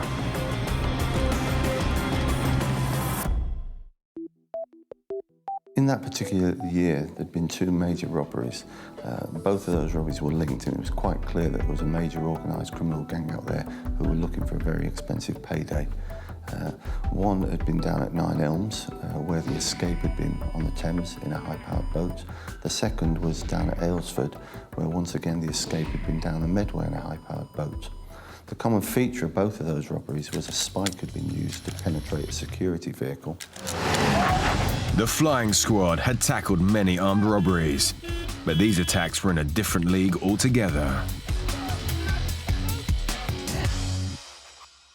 On the morning that Nine Elms took place, they were lying in wait, and the idea being if they stop the security vehicle in the road by blocking it with another car, this particular ramming vehicle, the lorry, would just reverse at high speed into the rear doors with this big pointed article, force the doors open, which would give them access to the money. A member of the public passing by, for whatever reason, decided to intervene and reached into the vehicle, removed the keys from the ignition and threw them away, as a result of which the robbery was thwarted. The robbers jump into the cab of the lorry, go to start the engine, of course no keys. So they're tapping around the pockets and everywhere else. Even attempts to release the tailgate with industrial cutters didn't do the trick.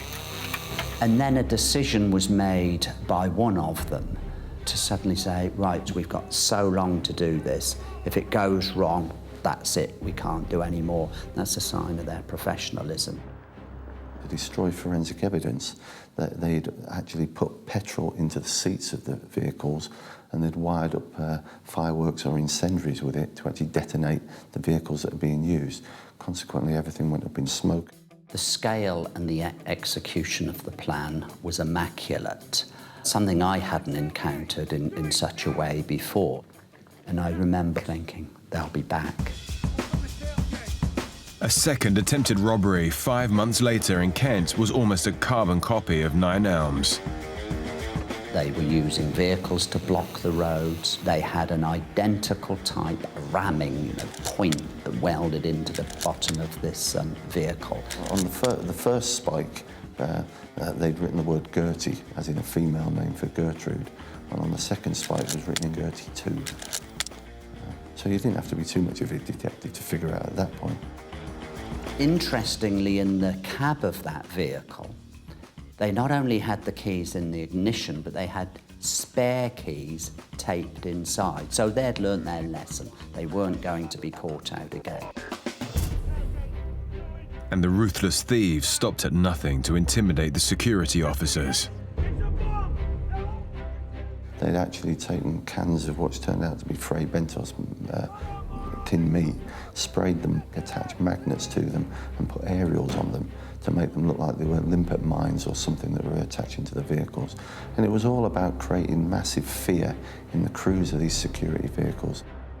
The robbers actually let off shots towards a police Range Rover, then made their escape, getting on another boat and going up the river.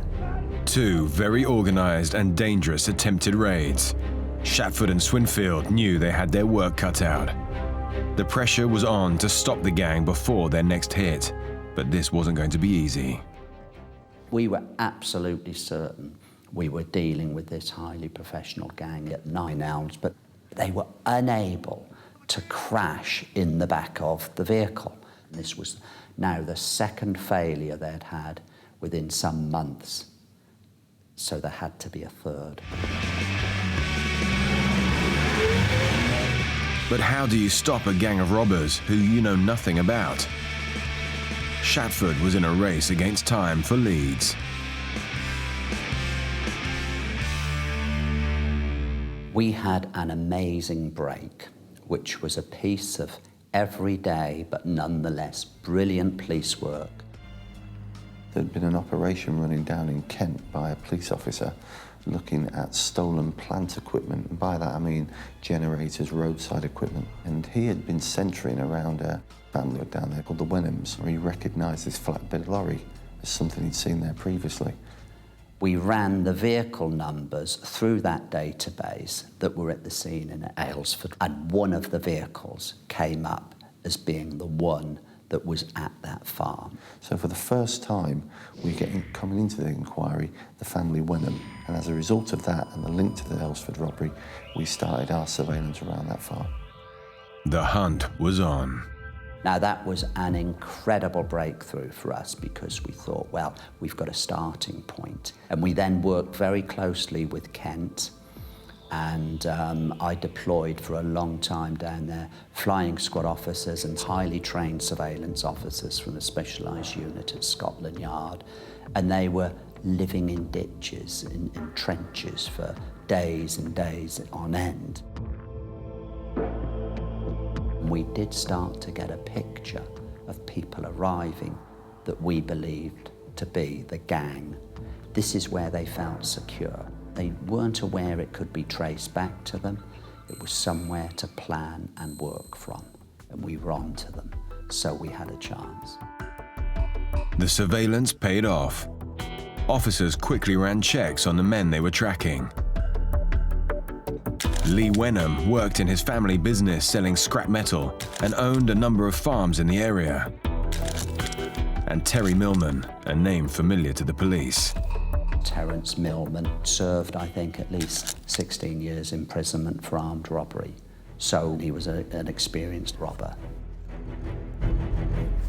We were now getting into the gang.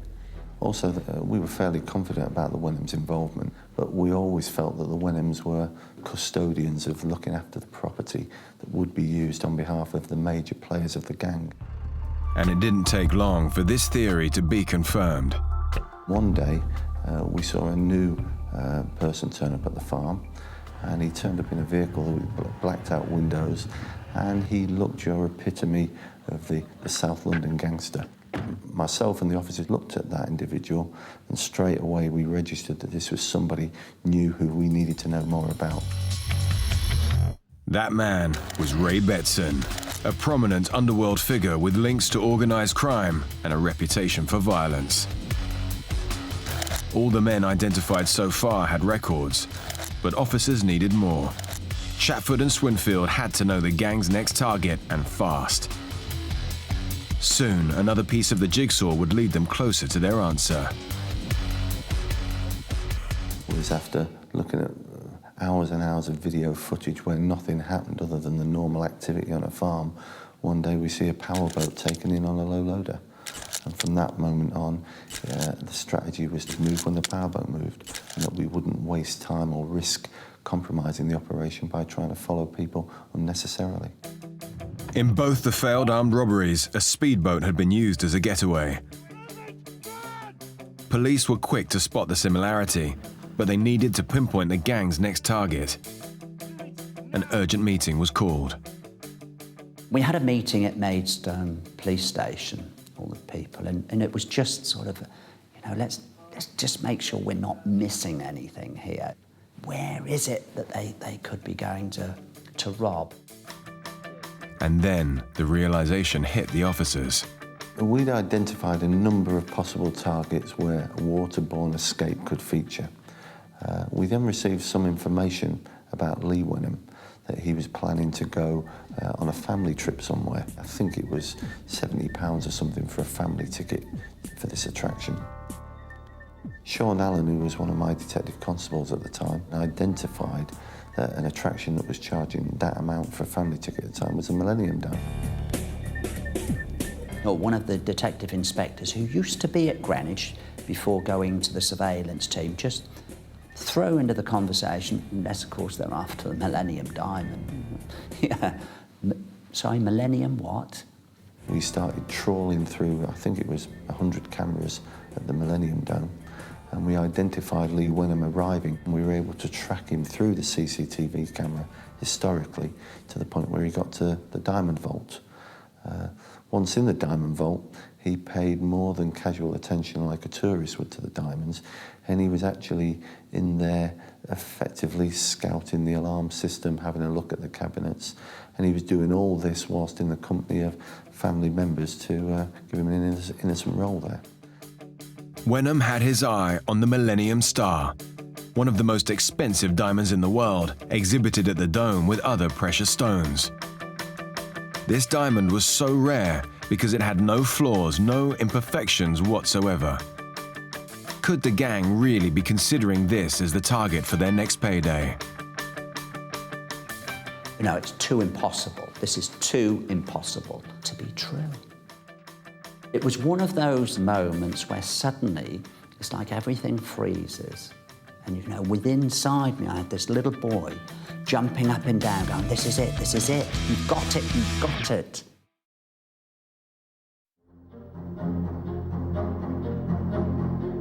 The Millennium Dome in London had just become the target of one of the most elaborate criminal plots of all time.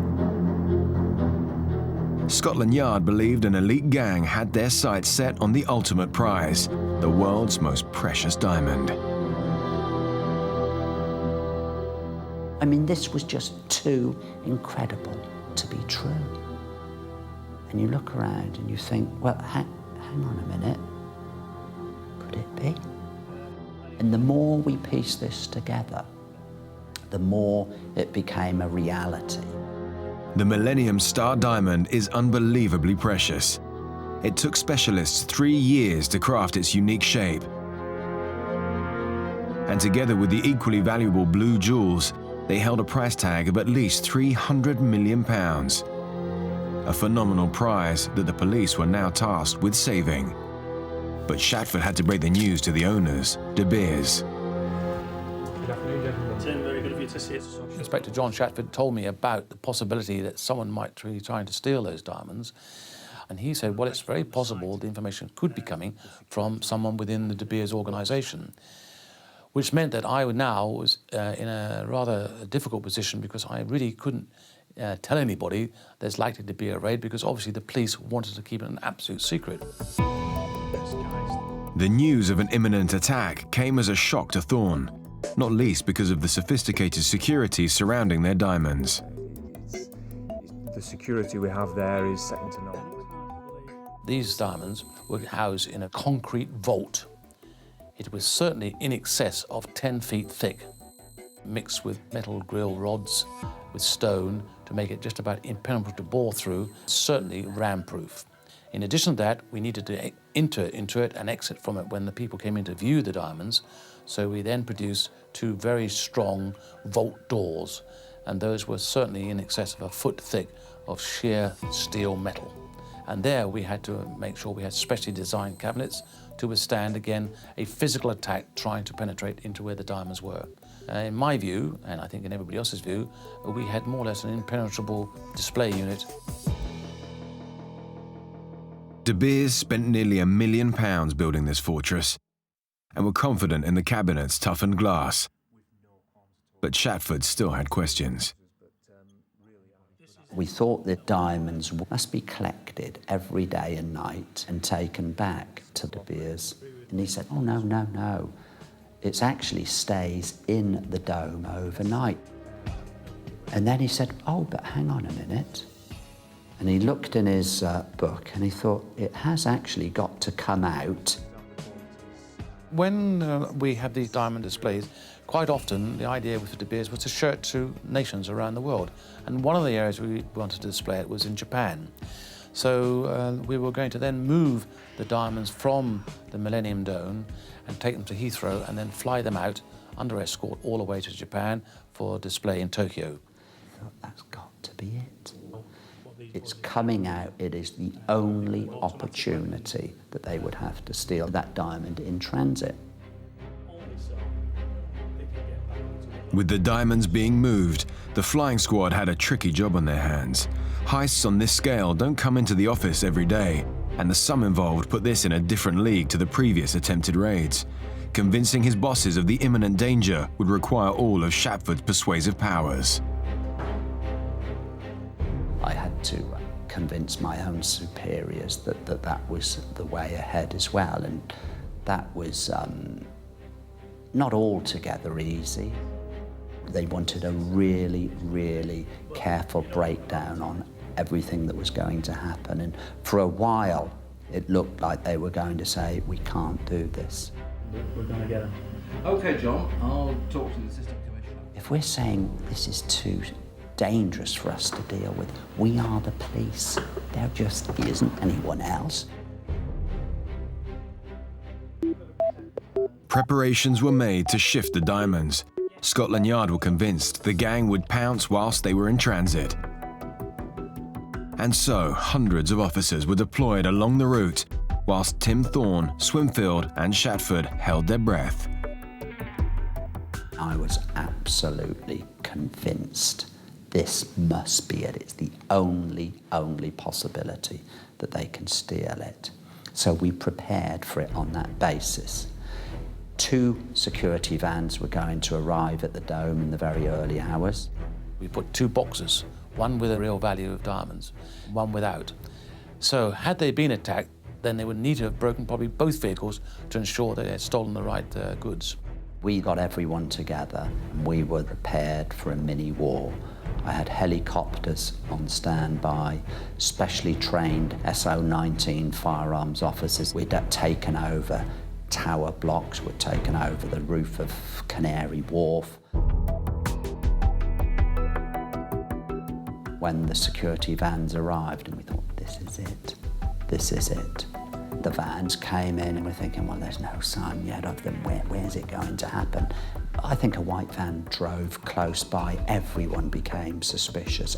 The diamond was picked up and it drove off. Nothing's happened. A good place to block would be the Blackwall Tunnel that it was going to drive through. And we could also lose radio signals amongst that. So we were following it close and we were ready for everything to happen. And we followed that stage by stage all the way back to De Beers headquarters in central London. And nothing happened.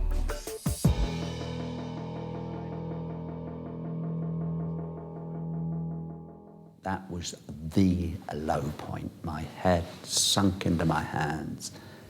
And I thought, God, perhaps it's not the diamonds after all. I've spent a fortune on resources, the logistics to it all. Nothing's happened.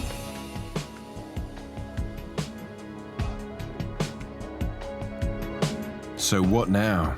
Scotland Yard had ploughed everything into this huge operation with no results. If the diamonds weren't going to be stolen in transit, where would they be? I went back to my office at Scotland Yard and I sat there and I'm trying to then just piece it together. Quite out of the blue, I got a call from Sean Allen. And he had actually seen an armed robber that he knew called Raymond Betson with another person, and they were actually tracking them around the Dome, and they were clearly looking at the place where the Millennium diamond was being stored, the display. Surely to goodness they're not going to do this when the Dome's open.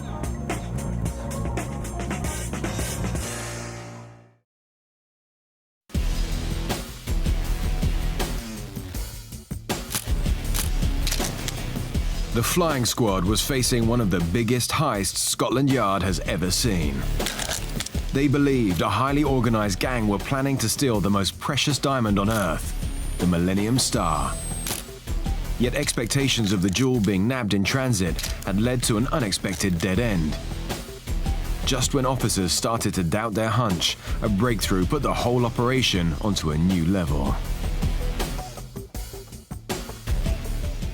Sean Allen breathed new life back into the job that you thought, well, has it finished now? And you thought, we're still in play here. We were watching these meetings taking place. And what we deduced from that was that they were probably going to commit this robbery while the dome was open, which brought a whole new aspect of danger. We had probably the most expensive diamond in the world, and with the blue diamonds around it, they were absolutely priceless. So the scale of that was phenomenal alone, the value of it. But add to that the location, the Millennium Dome, on the news every night. It's a government hot potato. My fear throughout was that it will be decided this was too big to handle. Whilst officers were trying to prepare for the heist, they uncovered other major players in the pack. William Cockram, a well-connected underworld criminal who had known Ray Betson for 20 years. And Aldo Chiarocci, a 31-year-old small-time crook with only one previous conviction for shoplifting. Both men have been spotted on CCTV cameras casing the dome with Betson. Now, for the first time, we had an opportunity to catch these people in the act, to lock them away for a number of years, to make it safe for everyone else. And in that respect, all we had to do now was play the waiting game and make sure that we didn't spook them. The gang were going to attack the dome, but its bosses were oblivious to the imminent threat. When I heard about the whole thing, I was like, oh my God, what else? What else is going to happen in this place? We had everything, So now a potential heist, and I'm like, how the hell are they going to open the vault? How is he getting in? Is he walking in through the front door? So the concept was absolutely incredible. There's people everywhere, there's security risks, so I was quite stunned. The initial reaction of David James and PY were, well, arrest them now. Well, we had to explain we need evidence to do that. There is no evidence whatsoever at the moment that we could put before a court that would justify locking them away. Shatford's plan to foil the robbery didn't follow the Yard's usual protocols. But this was no ordinary raid. He needed to catch them red-handed in the vault itself. Part of the reason for letting these robbers go so far was to get the evidence. If we tried to apprehend them outside, they could have scattered, we could have been into a shooting match. But by actually letting them go ahead and controlling that, once they got into the jewel house, we could control them in that room. And I said, well, you're going to catch them as soon as they enter the perimeter, you're going to jump on them and this is over. He says, no, we have to let them go through the vault to get through the action. It was very important for the police to get them, with their hand in the sack, really. Otherwise, you get 2 years and they're going to attack somewhere else. So the kind of catching during the action was important. I had a serious problem. You're going to tell me they have to risk their lives and the general public. And by the way, I cannot even warn them because I'm sworn to secrecy. Put yourself in my shoes. How the hell am I going to sleep at night? We left having very clearly, very strongly put our views across, and I must say this was on both sides as well. We shook hands, we left, and we left it that David and PY would get back to us. And I know that they were going to refer back to government who had responsibility for this. And my immediate thought was, well, I think this is just not going to happen.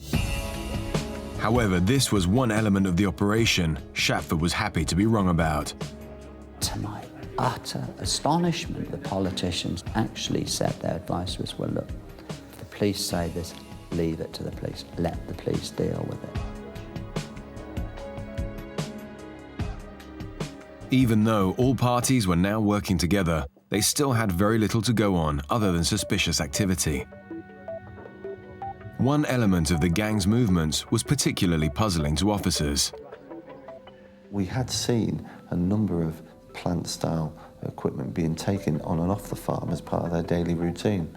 And seeing a JCB on a farm doesn't attract a lot of attention.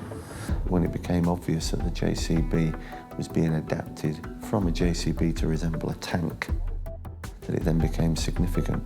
We were trying to work out forever what the JCB was for. Possibly, I thought, they might be pretending to be workmen digging up the road outside. Maybe they even had knowledge of where the electrical cables were and could do something there in coarse confusion. As the guessing game continued, the flying squad was still in the dark about when exactly the gang would strike. We knew that the boat would be key to this, and all we need to know that the boat had been moved. Then I would put people to the dome. But this tactic proved to be a costly move. We did have some false alarms where we did deploy when the boat was moved, but for one reason or another, it never came to it. I mean, we even hired our own vehicles, and we would smuggle firearms officers in the early hours, 2, 3 in the morning, in the back of lorries. We always had it in the back of our mind because there had been false dawns and aborted attempts that we never considered that the job was going to be there until it actually was. And more issues were just around the corner. On top of the false starts, the team found themselves with a massive security threat when the IRA launched a missile at the headquarters of MI6 just up the river.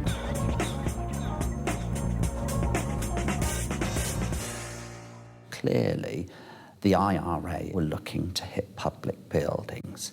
If they're going to hit any, probably the Millennium Dome was going to be the target.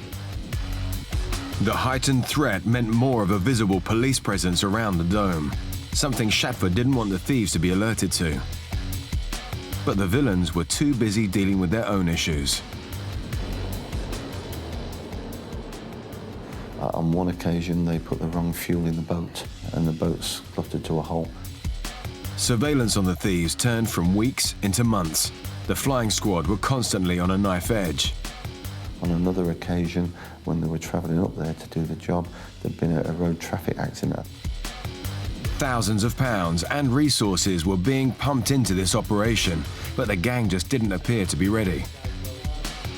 Then one astute officer realised a key element that could save the police a lot of time. And it was one of the firearms officers actually who came up with it. He said, well, hang on a minute, the tides for the Thames go in 2 weekly cycles. And we noticed that each time we deployed was on a high tide. So we realised that to be able to get that boat properly in position, the robbers were relying on a high tide. So this gave us another critical window. And the reason that you had about 30 minutes on the turn of the tide to actually get across. If you missed that 30 minutes, then you were just struggling in the mud. For once, luck was on the side of the officers. The gang, however, had one problem after another.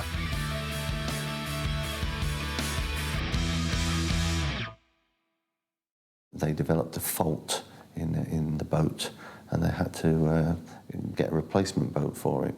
And we did surveillance on Terry Millman, who went and purchased a new boat, and quite kindly for us, he paid for it in the name of Terry Diamond. And whilst Millman was busy shopping, he bought something else that baffled officers.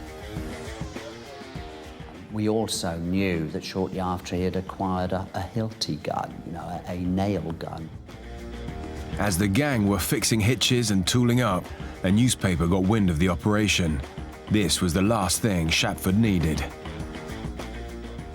The editor of the People said that this is going to happen any day now.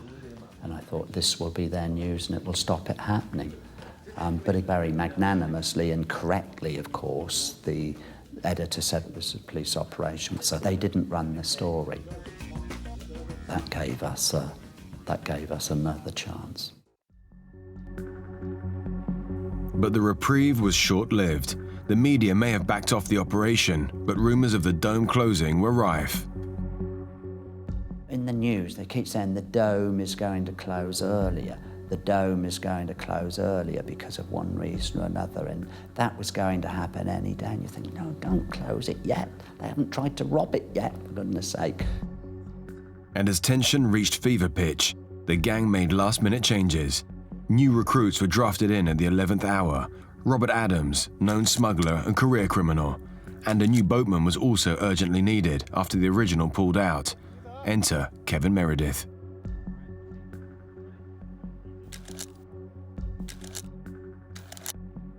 At the last moment, the original boatman dropped out. Betson needed somebody to replace him, and because of old allegiances, he went down to Meredith and asked him if he would help him out and do him a favour and drive the boat on this particular occasion.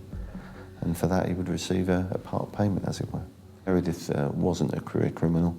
He was running his own self-employed business as a boat person down in Brighton.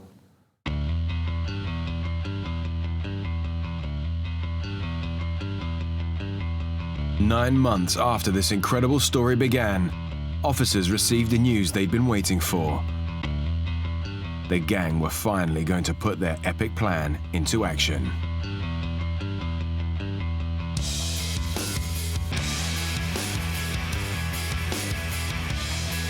We deployed and started drafting people in the lorries, well rehearsed again, and I'd given a briefing with John Swinfield.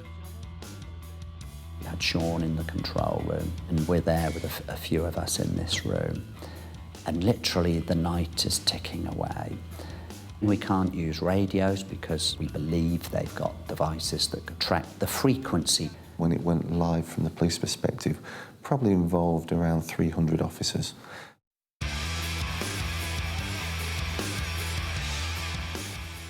Our staff who were going in were dressed as workers, cleaners. We had other people who were dressed as tourist guides, concierge reception staff. We had firearms officers with brooms and bin liners with MP5 submachine guns in, because it was the only way we could get them close to where the activity was going to be planned. And as the police prepared for the showdown, so too did the gang.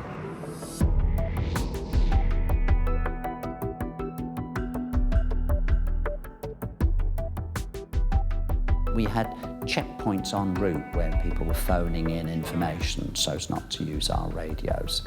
We have news that the JCB, which we knew was being stored at premises not too far away in Plumstead, at a coal yard, was on the move, and it was following a van. We thought, oh, is this really it?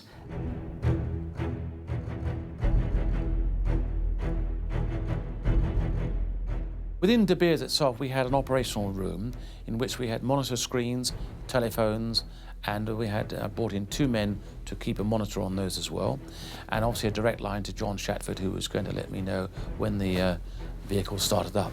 And sure enough, he said that the JCB was on the move, and we were then able to stand by there waiting for them to arrive outside the vault, because our cameras were inside and recording exactly what went on in there. Police needed to know that they had arrived at the vault, so I would say the code word. As all 300 officers took their positions, Shatford and Swinfield prayed their intelligence was correct. If the gang detected anything, they would abort and blow the whole operation.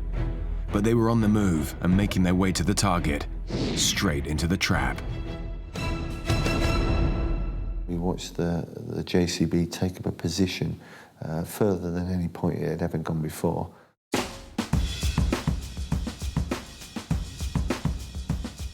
But of course the dome was opening and there were people now around, public around, that we had to subtly keep out of the way.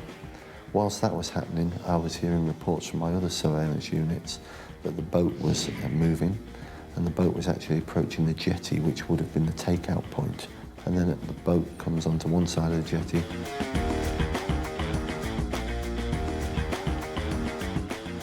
And it seemed to get outside the perimeter. We thought, well, what are they going to do? They won't crash through it. I mean, that would be too obvious. And it's rocking back and forward. And thought, what's happening here?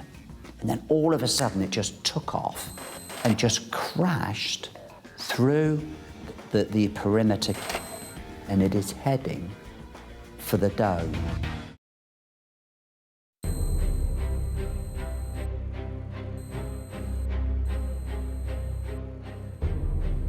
The police were bracing themselves for one of the biggest heists ever to hit the UK. For months, they had been secretly following a gang of London crooks planning to steal the most perfect diamond in the world, the Millennium Star. False starts and mishaps had so far dogged the gang and the police, but now there was no going back. Officers had just watched as the gang brazenly smashed through the dome's perimeter. Mark, what's on 3? This is it. Everyone's now getting ready. And then the boat comes onto one side of the jetty and the JCB starts its run. At that moment in time, it was all systems go. Then I'm told there's a party load of school children just arrived, and they're all in the very place that we predict these robbers will probably go through. So we are then faced whether to pull the plug, and we got very close to that. But what we managed to do was magic these kids away very quickly with the security at the dome into a nearby restaurant.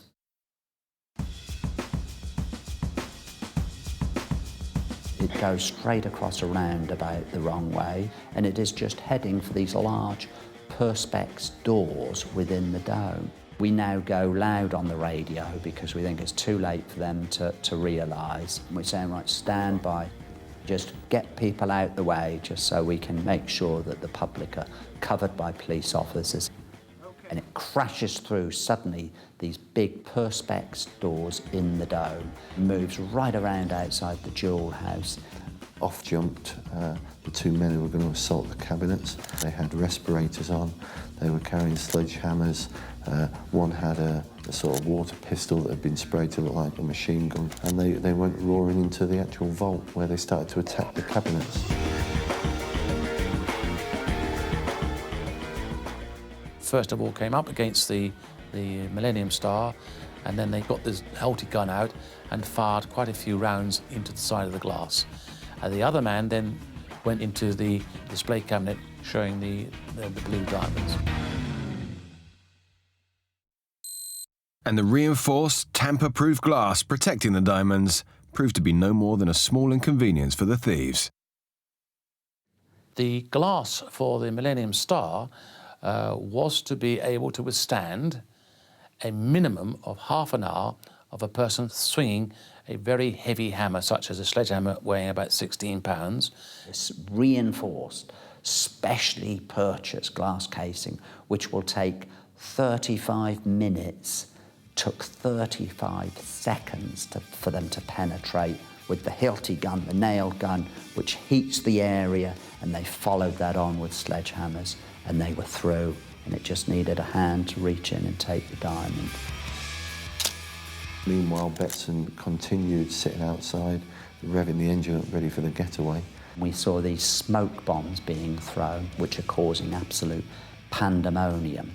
I gave a code word, which was Jaguar. And then, probably one of the best moments of my service was I called the attack with Mr. Shapford, and they were taken out by the firearms officers.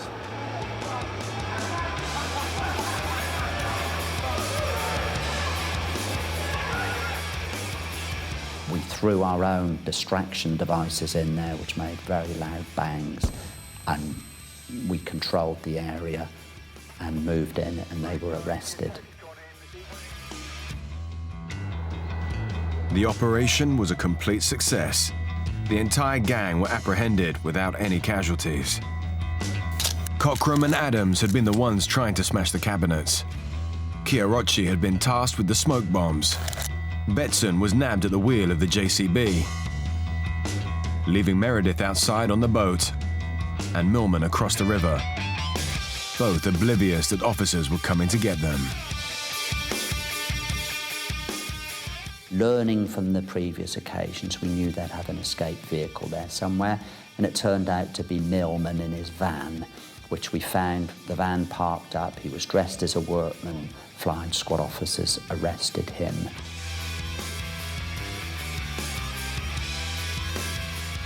We had helicopters swooping down on the boat to make sure that was secured, and flying squad officers going to the boat with firearms officers.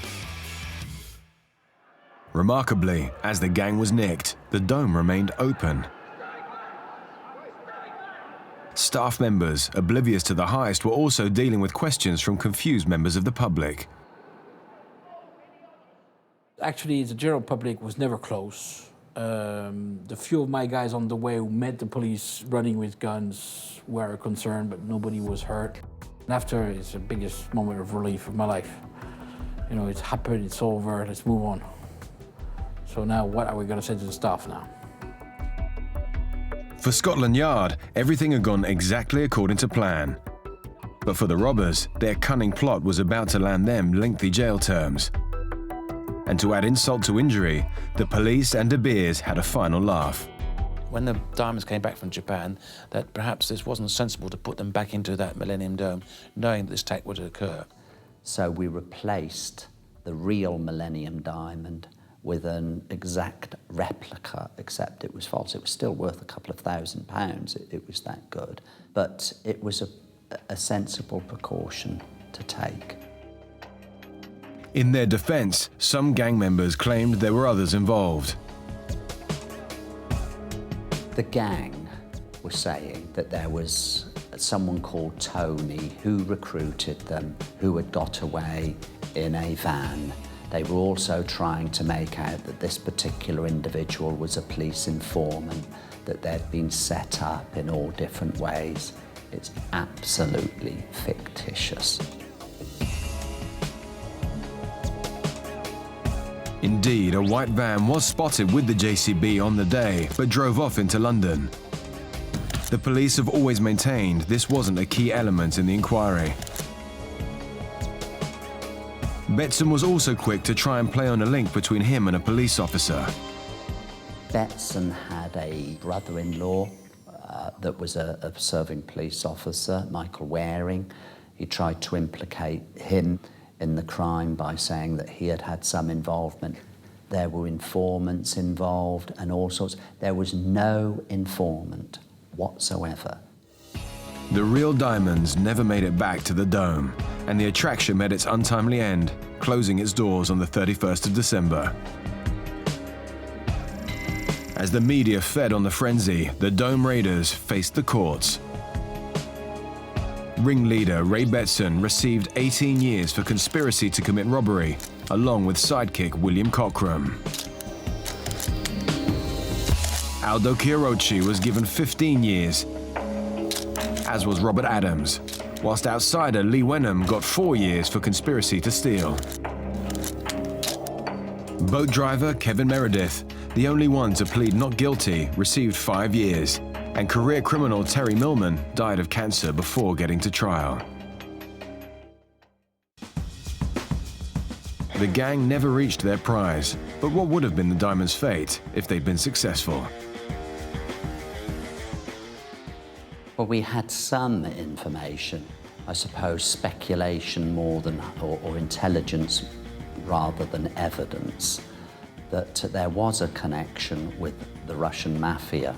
And we'd found out certain writings on bits of paper in Marbella and false letterboxes that could have had Russian content to them. Try as we may, we could never actually get to the bottom of that, so it does remain a mystery. When people who have stolen jewellery, particularly and stones and pieces like diamonds, the value on trying to sell them on is reduced by, I would say, 90%. So we don't know exactly what would happen to that Millennium Star. And the same with 11 Blues. Those are unique. They come probably from the premier mine of South Africa. There are no other blue diamonds like that in the world today. And I would think it's just about near impossible to sort of be able to sell those in their original form. The most precious diamonds in the world have since been sold privately, and their whereabouts is now a secret. But the story doesn't end there. The Millennium Star was originally cut from a rock the size of a man's fist and is believed to be the tip of a much larger piece. That is still out there, somewhere.